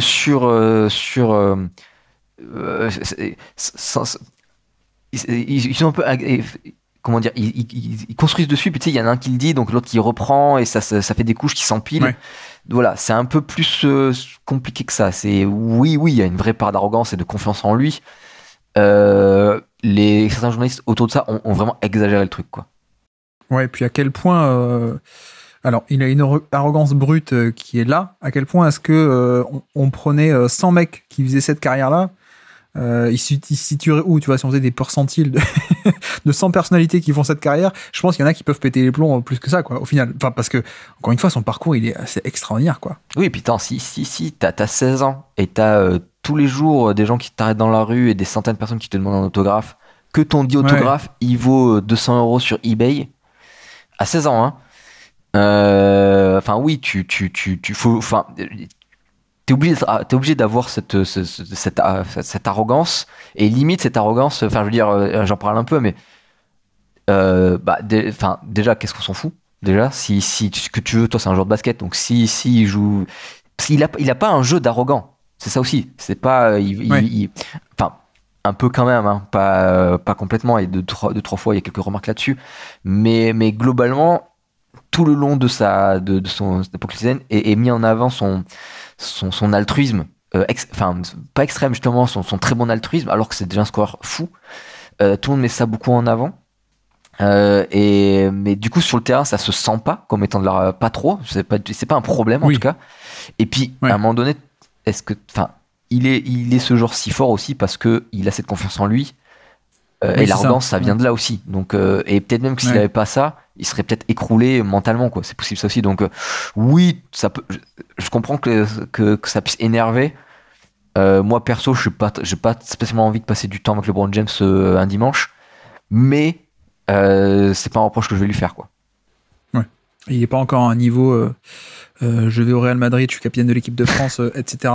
Bref, donc hop, LeBron James avant LeBron James, et si on découvrait LeBron James comme si on y était, donc vraiment, on le redit, des documents d'époque qui sont commentés comme si on était d'époque, donc découvrir de première main, on peut dire, les informations et le traitement médiatique d'époque. C'est le but du livre exactement. Ouais. C'est vraiment comme si tu étais plongé à l'époque en train de t'es à l'époque quoi, t'es vraiment dans les années 99, 2000, 2001, 2002, 2003 quoi. Branchez votre CD baladeur, mettez vos Nike Air Max et replongez-vous dans ce livre début 2000. Ouais. Je fais un peu des références en intro de paragraphe. Oui, je reviens de Je reviens de. Justement, il y a le World Trade Center, des trucs comme ça, tu vois. Il y a le bug de l'an 2000. Donc, tu vois, je place un peu des petits trucs historiques comme ça, juste pour la blague, quoi. Pour un peu ou l'immersion. Mais oui, t'es complètement là-dedans, quoi. 19,84 sur Amazon. Vous pouvez trouver ce livre. Vous avez de la chance qu'il soit pas né en 2010. Vous avez économisé quelques centimes. LeBron James. Voilà, une idée de cadeau pour vous ou pour quelqu'un. C'est selon. En tout cas, merci beaucoup, Nico, d'être venu nous parler de ton bouquin. Merci à toi, j'aime beaucoup parler, j'aime encore beaucoup plus parler d'un truc que j'ai beaucoup aimé faire. Donc, et avec toi, c'était cool. Donc, merci à toi. Merci à tous d'avoir suivi cet épisode. J'espère que ça vous aura plu. Et donc voilà, un épisode du Basket Lab. On y est arrivé. Un épisode du Basket Lab hors hebdo. On est à plus que 1 par semaine officiellement cette semaine. Voilà, bon, je sais qu'en même temps pour Noël et pour les cadeaux, on est un peu en retard pour le coup. Bon, après, je me dis aussi, et comme je le dis souvent, il vaut mieux tard que encore plus tard. Mais voilà, si vous avez envie de soit vous le faire offrir s'il y a encore le temps, soit de l'offrir à quelqu'un, voilà, un petit cadeau post-Noël, ou que vous n'avez pas encore vu le 24-25, soit sinon vous faire plaisir. Hein. Pour le coup, moi, j'encourage vraiment. Comme dit, hein, c'est pas du tout un podcast sponsorisé, quoi que ce soit. Nico est mon ami, et en plus, et surtout même, le livre est top, donc c'est pour ça que je voulais qu'on en parle. Ça nous a permis aussi de parler de LeBron James, donc ça c'est cool. Et donc voici pour LeBron James en high school. Encore une fois, je vous encourage à aller voir ça. C'est disponible sur Amazon puisque auto-édité, donc on ne peut le trouver que là-bas. Et donc, eh bien nous, la prochaine fois, on va se retrouver normalement lundi prochain pour l'hebdo. Et puis on verra ce qu'on fait pour Noël. On verra. Et donc, sur ce, je remercie une nouvelle fois de nous avoir écoutés jusqu'au bout. Un grand merci à Nico d'être passé sur le Basket Lab. Et moi, je vous dis à très bientôt. Ciao!